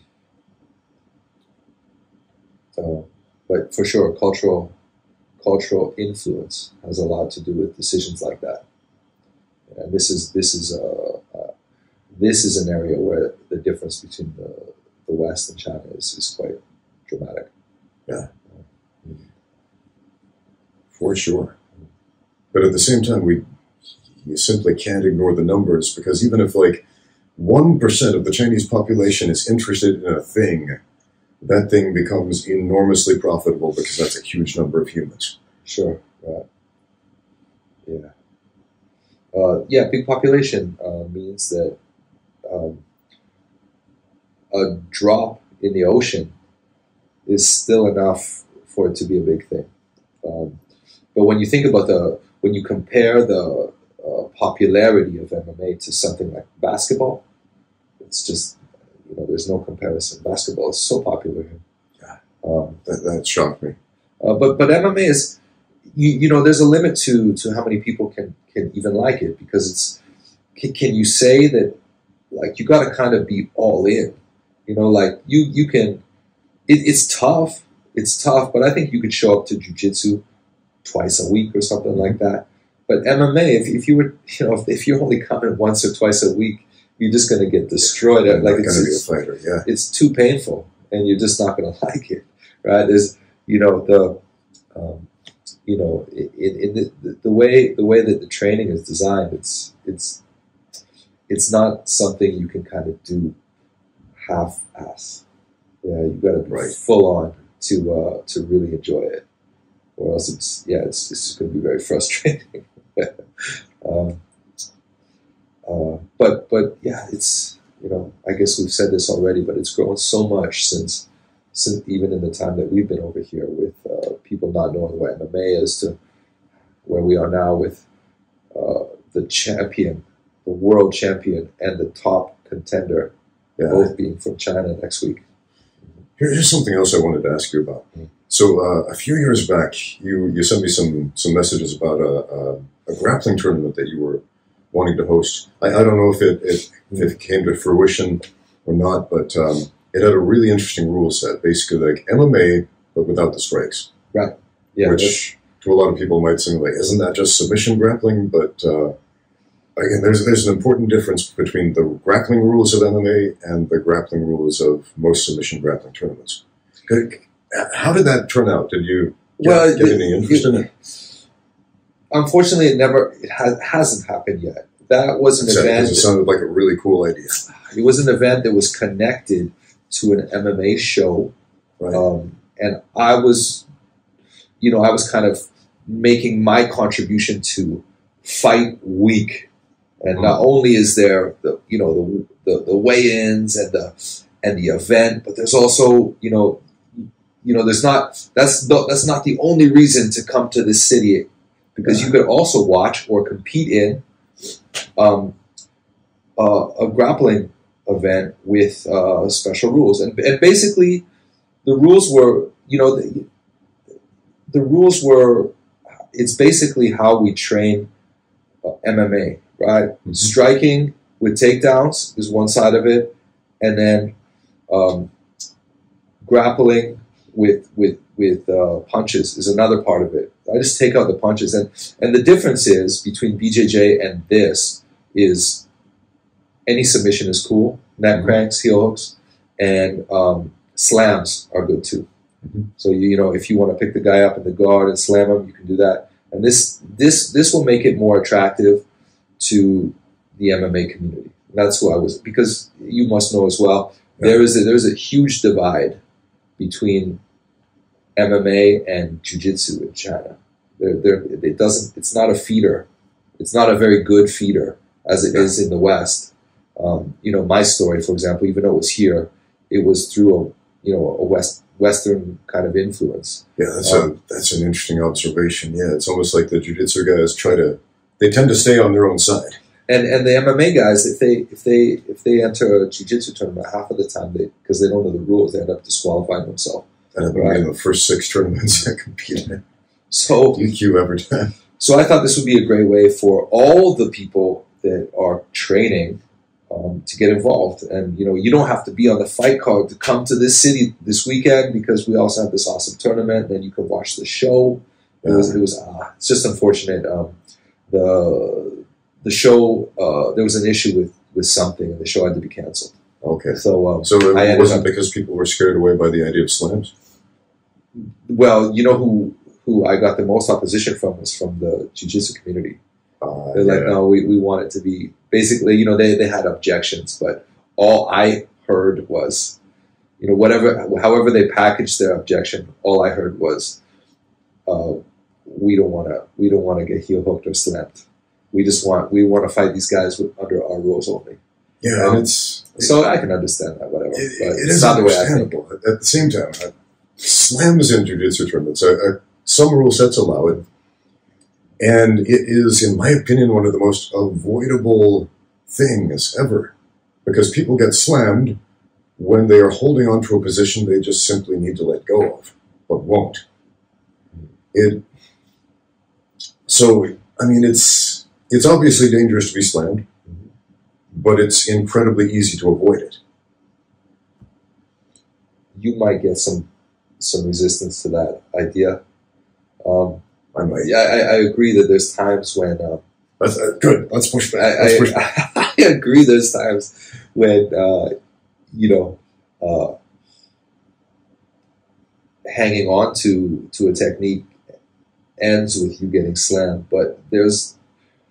Are you thinking about a Carlin lift or something, where you pick somebody up from their shoulder and side control, and then you think about suplex them from the floor? What about the Arona Rampage fight, when you got that triangle? As soon as you grab that leg, you can let go your triangle. Right. Once he's got that, you're toast. And I was very happy to include that into the options for this tournament. And those are the kind of things where the jiu-jitsu guys were like, no, you don't get our vote for this one. That makes sense, but still, even at a local level tournament, who's going to do the Rampage Slam? Remember, these are the guys that who I was focusing on for this tournament was the pros. Oh, okay. The pros are going to give them, hey, why don't you come watch? There's only 20 fighters on the card. You might know some of them. Come watch the show, and it's not only about watching them.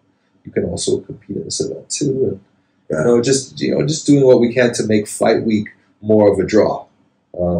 We did, and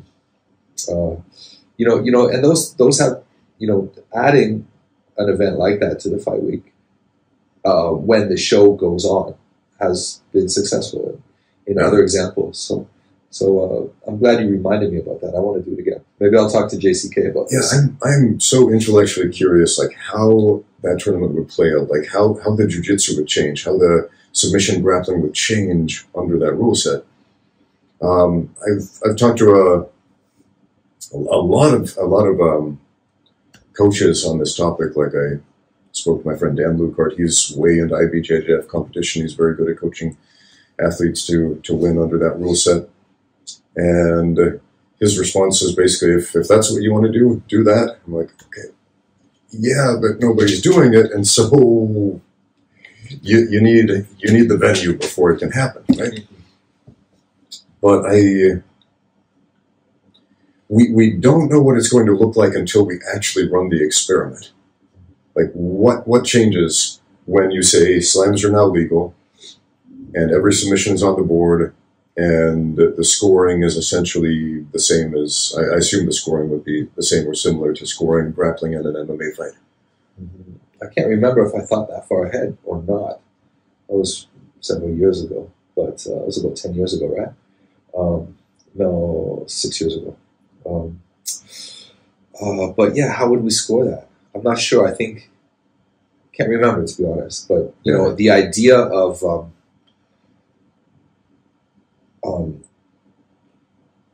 maybe no points until, you know, maybe if it's a 5-minute round, no points, submission only, and then after that, 5 minutes plays out, nobody's been submitted, we just go to sudden death. Okay, and first point wins, and then we start. Is it a takedown? Is it a sweep? Is it whatever? Yeah. Maybe that will work well. I don't know. Anytime you change the point value, you change the sport completely. Right. Well, superficially, it's all grappling. It to the uninitiated, it looks like the same thing, but as far as the competitor mindset, everything changes strategically. Mm-hmm. So here's something a YouTube fan posited to me. He said, what if you had IBJJF rules, but one difference. If you can lift your opponent up as if you could slam them, and then return them safely to the mat, you score points for that. I said, well, hold on. Suddenly it's a different sport. That's not a bad idea. Right? I mean, I kind of like the idea, but again, but at the same time, nobody is doing that, so we don't really have an experiment that we can draw data from. Like, how does that play? Where are the strategies? How's that different from regular IBJJF and so on? Yeah, what do you think of that idea? Well, I think slams are great, and I think that they should be involved in all levels of grappling. To remove this is really to make the scenario far too unrealistic, because it's just human instinct to want to do that in this situation, and is picking someone up that who's got you in guard, picking someone up and then just, you know, slamming them on their back. Is that really more dangerous than torquing an armbar? I don't think that. Can there be any serious injury from this such a thing like this?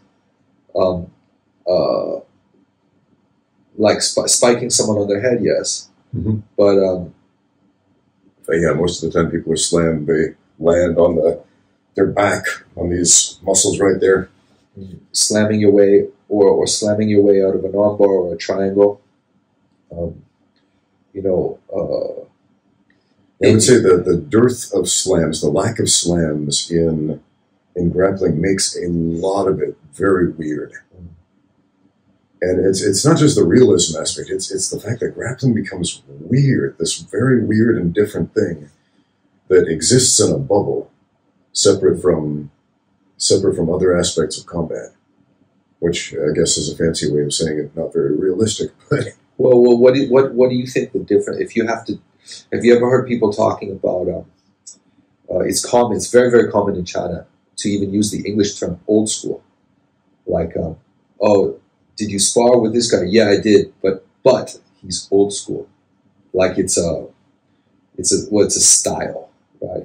And I started to think about it. Like people use the word "old school" almost derogatory like a derogatory term, like, oh, he's old school. He's like, what do they mean when they say he's old school? Well, I kind of, just the tone in their voice when they say it makes me think they feel old school means out of date, not modern, right? And you know, a lot of elements to modern jiu-jitsu I really don't like. I've heard one Chinese guy say this in reference to a Brazilian coach, like, oh, he's old school. And again, I thought the coach was a great coach, phenomenal coach. But there's definitely, if you're talking about in the near past versus the most modern jiu-jitsu, there's definitely a difference. And I think, you know, I kind of thought about it a little bit. I think that the difference between new school and old school is jiu-jitsu versus jiu-jitsu, and old school is jiu-jitsu versus anything else, right? Gracie Challenge kind of stuff, right? And quite a few of the modern techniques that people could, like, there's like modern passing and modern guard. This is amazing stuff that, you know, you have to salute.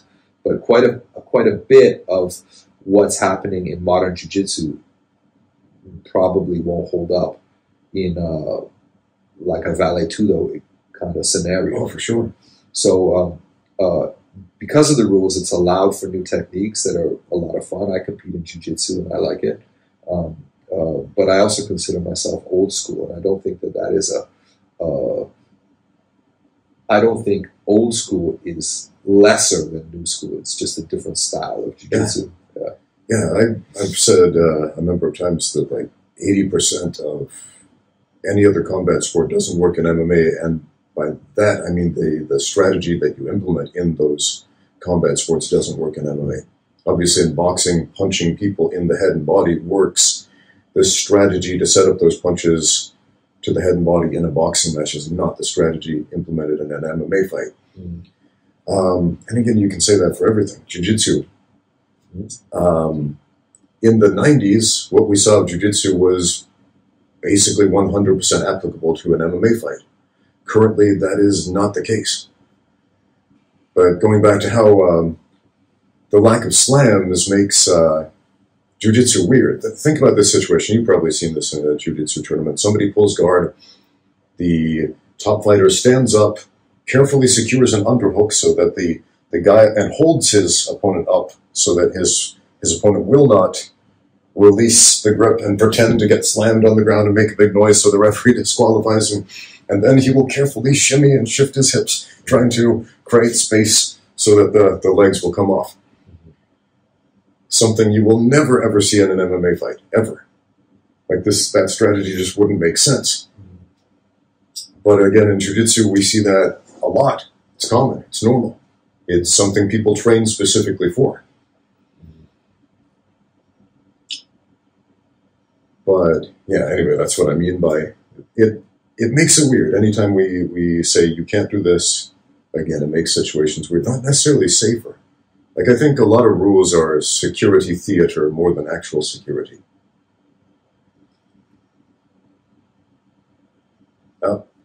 Take for example, gloves. Yeah. Like, all the rules we have in the UFC were written by Boxing Commission, the New Jersey State Athletic Control Board, back in like the year 2000, something like that.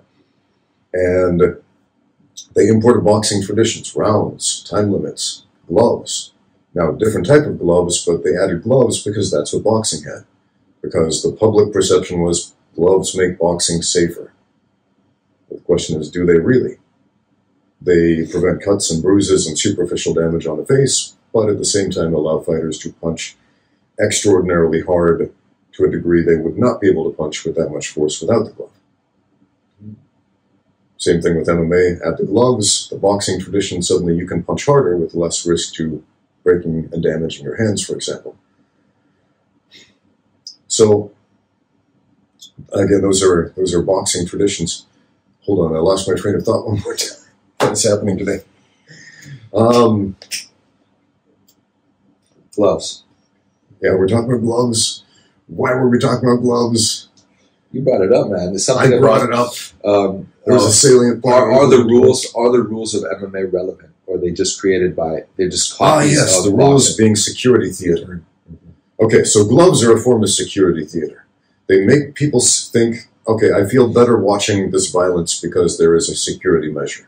The gloves make me feel better about watching this. It makes me feel like it's safer. Mm-hmm. The reality is the gloves are kind of a weapon that allow you to do more damage and do it more quickly and do more of it. Mm-hmm. So now we could argue about gloves all day, but that's just an example. In boxing, the antiquated standing 8 count that they used to have before they banned it in the 80s, where the referee had the discretion. If a fighter was on the losing end of the fight, if he's taking damage, if it looks like it's about to be a TKO, the referee could stop the match and give one of those fighters an 8 count, give him a little break to assess, is he okay to continue? And this led to a bunch of controversial decisions and turnarounds in boxing until it was eventually banned, and they said, that's not a good idea. That's another example of security theater. The idea that essentially this guy's concussed, let's give him a little break so he's okay. Like, nobody recovers from a concussion in 8 seconds. But to people who don't understand that, who don't know that, they think, oh, this makes it safer, this makes it better. So, again, there are many rules which are well-intentioned and many rules which are important, and it's often, they often get conflated, is what I'm trying to say. Like, the slams, I think, are not as dangerous as people think they are. But the inclusion of that rule, once again, security theater largely, not entirely, but largely. I have a question that you've reminded me of when it comes to knockouts. This is something I've been in the industry for years and years and years. Yeah. And I have a question that I don't know the answer to. Right. How a knockout happens. You know, there's is it, you know, it's kind of a really strange thing to be like, how do you study this? You put monitors on someone and smoke them in the head. Like, it's difficult to get human trial for something like this. Yeah. But regardless of how a knockout actually happens, right? There's, if you get hit in the chin, or if you get hit in the temple, right? Why is it that when you get hit in the chin, I know that the highest percentage knockout punch in boxing is the left hook, which is by far not the strongest punch. Right. So why is it knocking people out? One theory is because it hits your jaw. This is hard to believe, but some people say that the jaw, it will push back on the artery, pinch the artery. You'll momentarily lose blood to the brain, pass out. Other people say that there's nerve on your chin. There is a nerve on your chin, and that's got something to do with it. Also, people say the spinning motion. Yeah, because the chin is a lever. It will make the head turn faster, sure. The spinning also sort of puts a pause in the blood flow. It also creates a gap in oxygen to the brain. But regardless, I think if we really look into it, we can find out how a knockout works. But one thing I'm pretty sure people are not aware of, and I want to ask you if you know the answer to this. Why is it that when people get knocked out, some people go stiff, and other people, it's like you cut the strings on the puppet, and they just turn into jelly. Sometimes they're hard, and sometimes they're completely soft. Why? People just get kind of wobbly. There are different types of knockouts. But I believe I don't think it's a personal thing. I think it's got something to do with the actual attack. Yeah. So I think the same person that goes stiff is the same person that can go limp. Yes. It's not the person; it's the actual attack. Yeah. I think so you're what causes because there causes it? Multiple variables at play here. Now, I've been knocked out more times than I would care to admit to, but it's happened. It's happened in the gym. It's happened in fights. It's happened. I got knocked out from COVID, man. Literally knocked. I was walking to the bathroom. I had COVID. I fell unconscious and almost died from the fall. But every time it was a little bit different. and for different reasons. Like the first time I got knocked out, it was a Muay Thai fight. Okay. And this guy came in and lambasted me with a bunch of punches, one of which blasted me right in the chin, about right here, about right this area. And it was a bunch of force. I wasn't unconscious. I felt myself getting knocked down to the floor. I'm fully conscious and fully aware of what's happening, but I can't stand up right away. And I'm like, oh, what's going on? The referee was waving it off, and then eventually I start moving and I get up. I'm like, okay, well, I guess that's what a knockout is. Some other point I get knocked out, ironically from a slam, because we're talking about how safe slams are, but I got knocked out from a slam in training from a guy who was an absolute jerk. But I was out, blacked out. I don't know for how long, for some time. And I was out in La La Land. I remember having these crazy lucid dreams that seemed to go on forever. And when I finally came to, I felt loopy. I didn't feel right for, well, quite a long time, but I didn't feel like even normal enough to carry on a conversation for hours.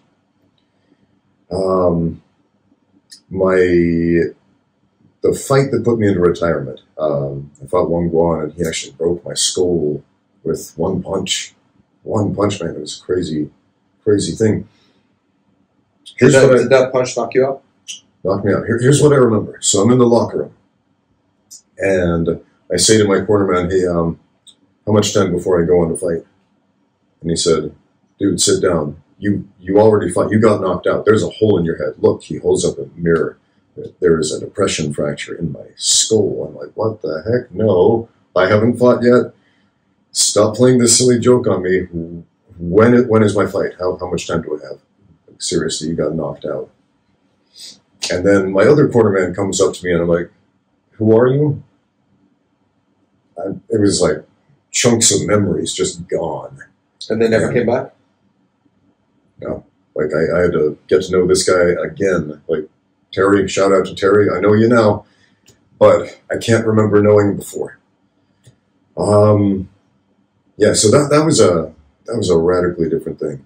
The last time I got knocked out for a combat sports related thing, I was sparring at the gym with some of the dudes who fight in Kunlun Fight, came over to train with me, and it wasn't malicious, because I'd been sparring like all day. I had like a morning sparring session, then I had this afternoon sparring session. I was dehydrated. I shouldn't have been doing it anyway. And it was just like a well-placed kick, like right there, like behind the neck, this area. There's nerves and stuff there, I guess. And I just dropped and, came to, and everybody's fussing. But each and every time, it was a different contact point, different type of attack, and a completely different experience. Like the first knockout, I could feel it was just the brute force pushing me to the ground, and again, not unconscious, fully aware of what's happening, but unable to stand up for a while. And the other ones were, I was completely blacked out. Again, different contact point, different type of trauma, completely different stimulus leading to that experience, and a completely different experience. So the point is, the brain is incredibly complex to the point where even the greatest minds in this world don't understand their minds.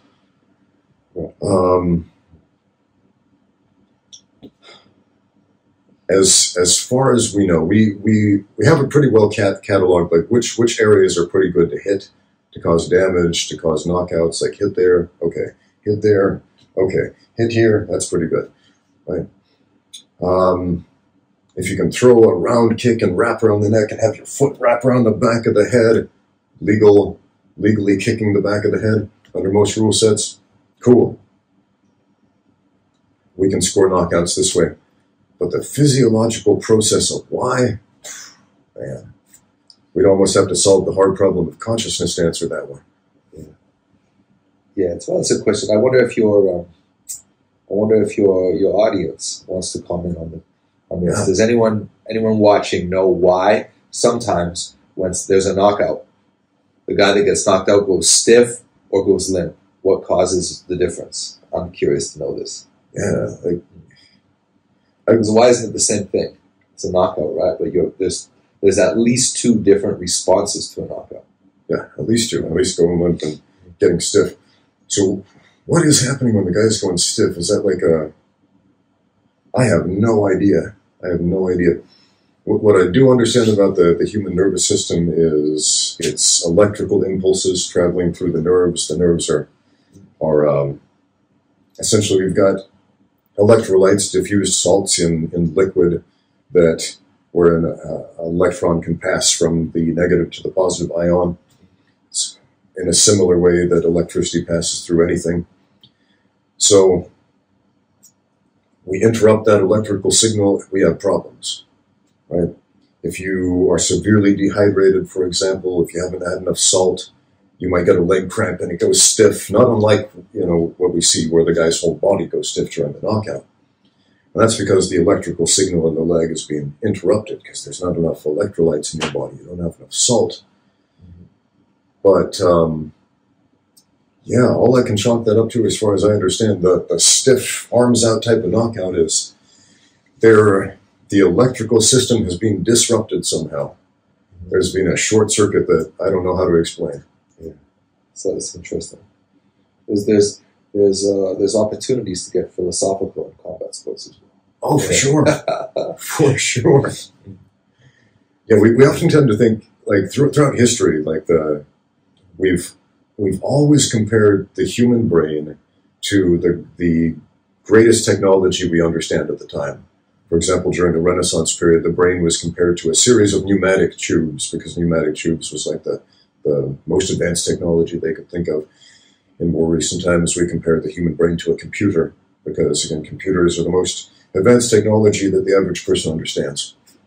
And then if you read about, say, quantum mind and quantum consciousness, quantum physicists are now comparing the brain to things outside of the physical realm, because nobody understands or can pinpoint how consciousness or thought even work, let alone where they originate. Where memories are stored, you can dissect a brain and you won't find any memories in there. You can observe electrical impulses in the brain and the body, but we can't read memories through that. We can't interpret that as, oh, this is a memory. Like it's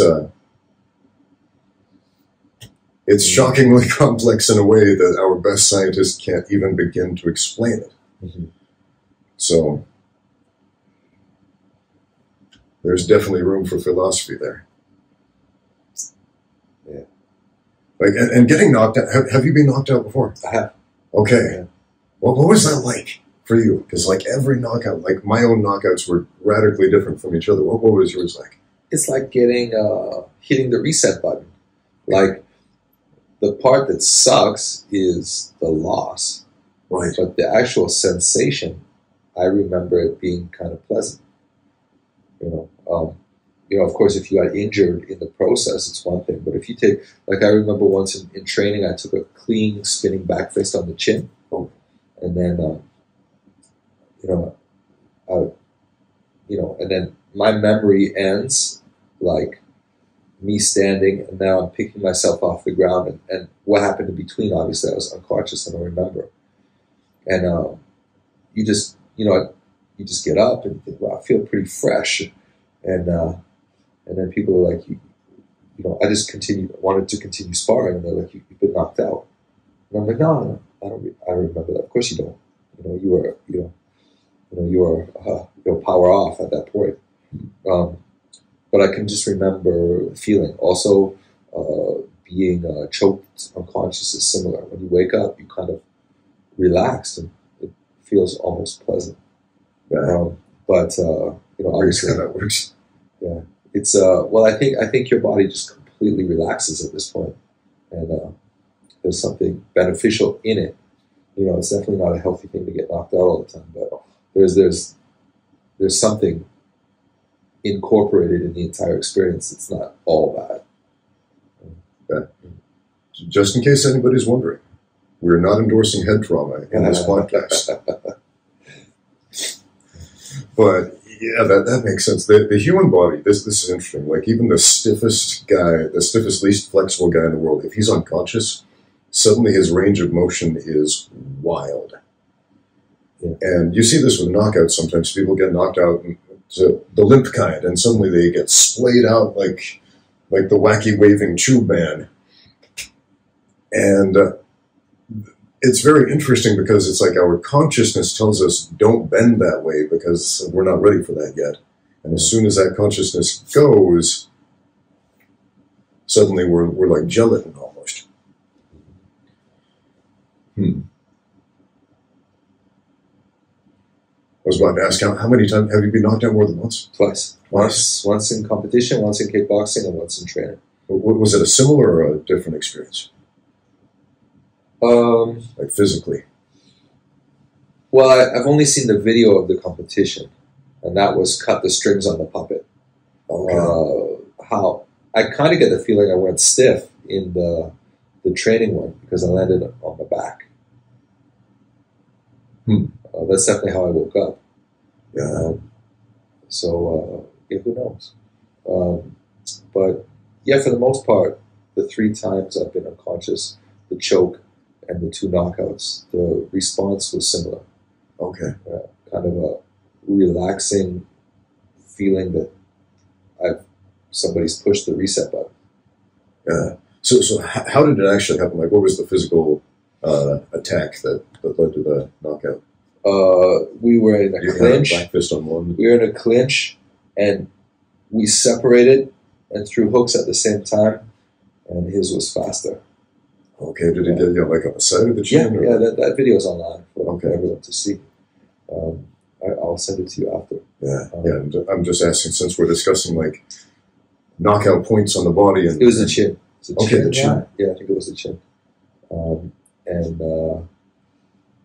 But I got to say, like a knockout to the temple definitely feels way different than a knockout to the chin. And that feels way different than a knockout right here. Okay. Like this one will make you dizzy and lose equilibrium.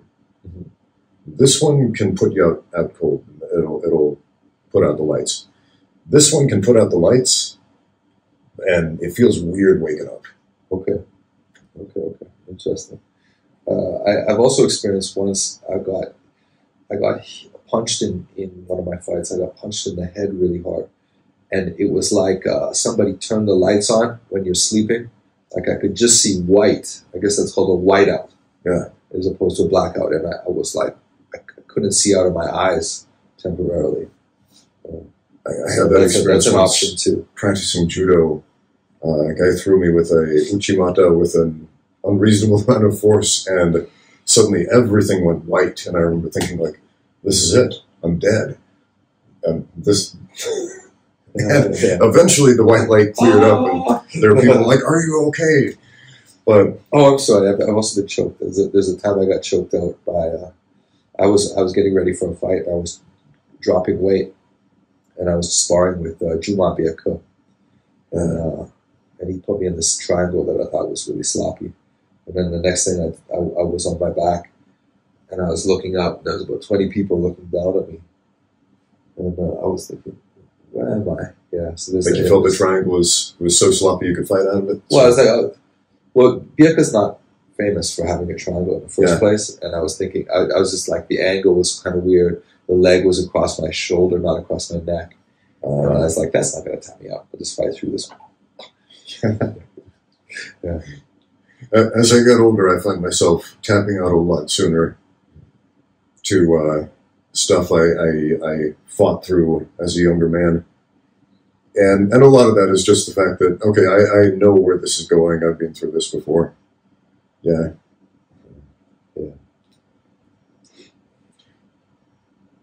Speaking of security theater, going back to that discussion, heel hooks. So you mentioned this grappling tournament you wanted to get going.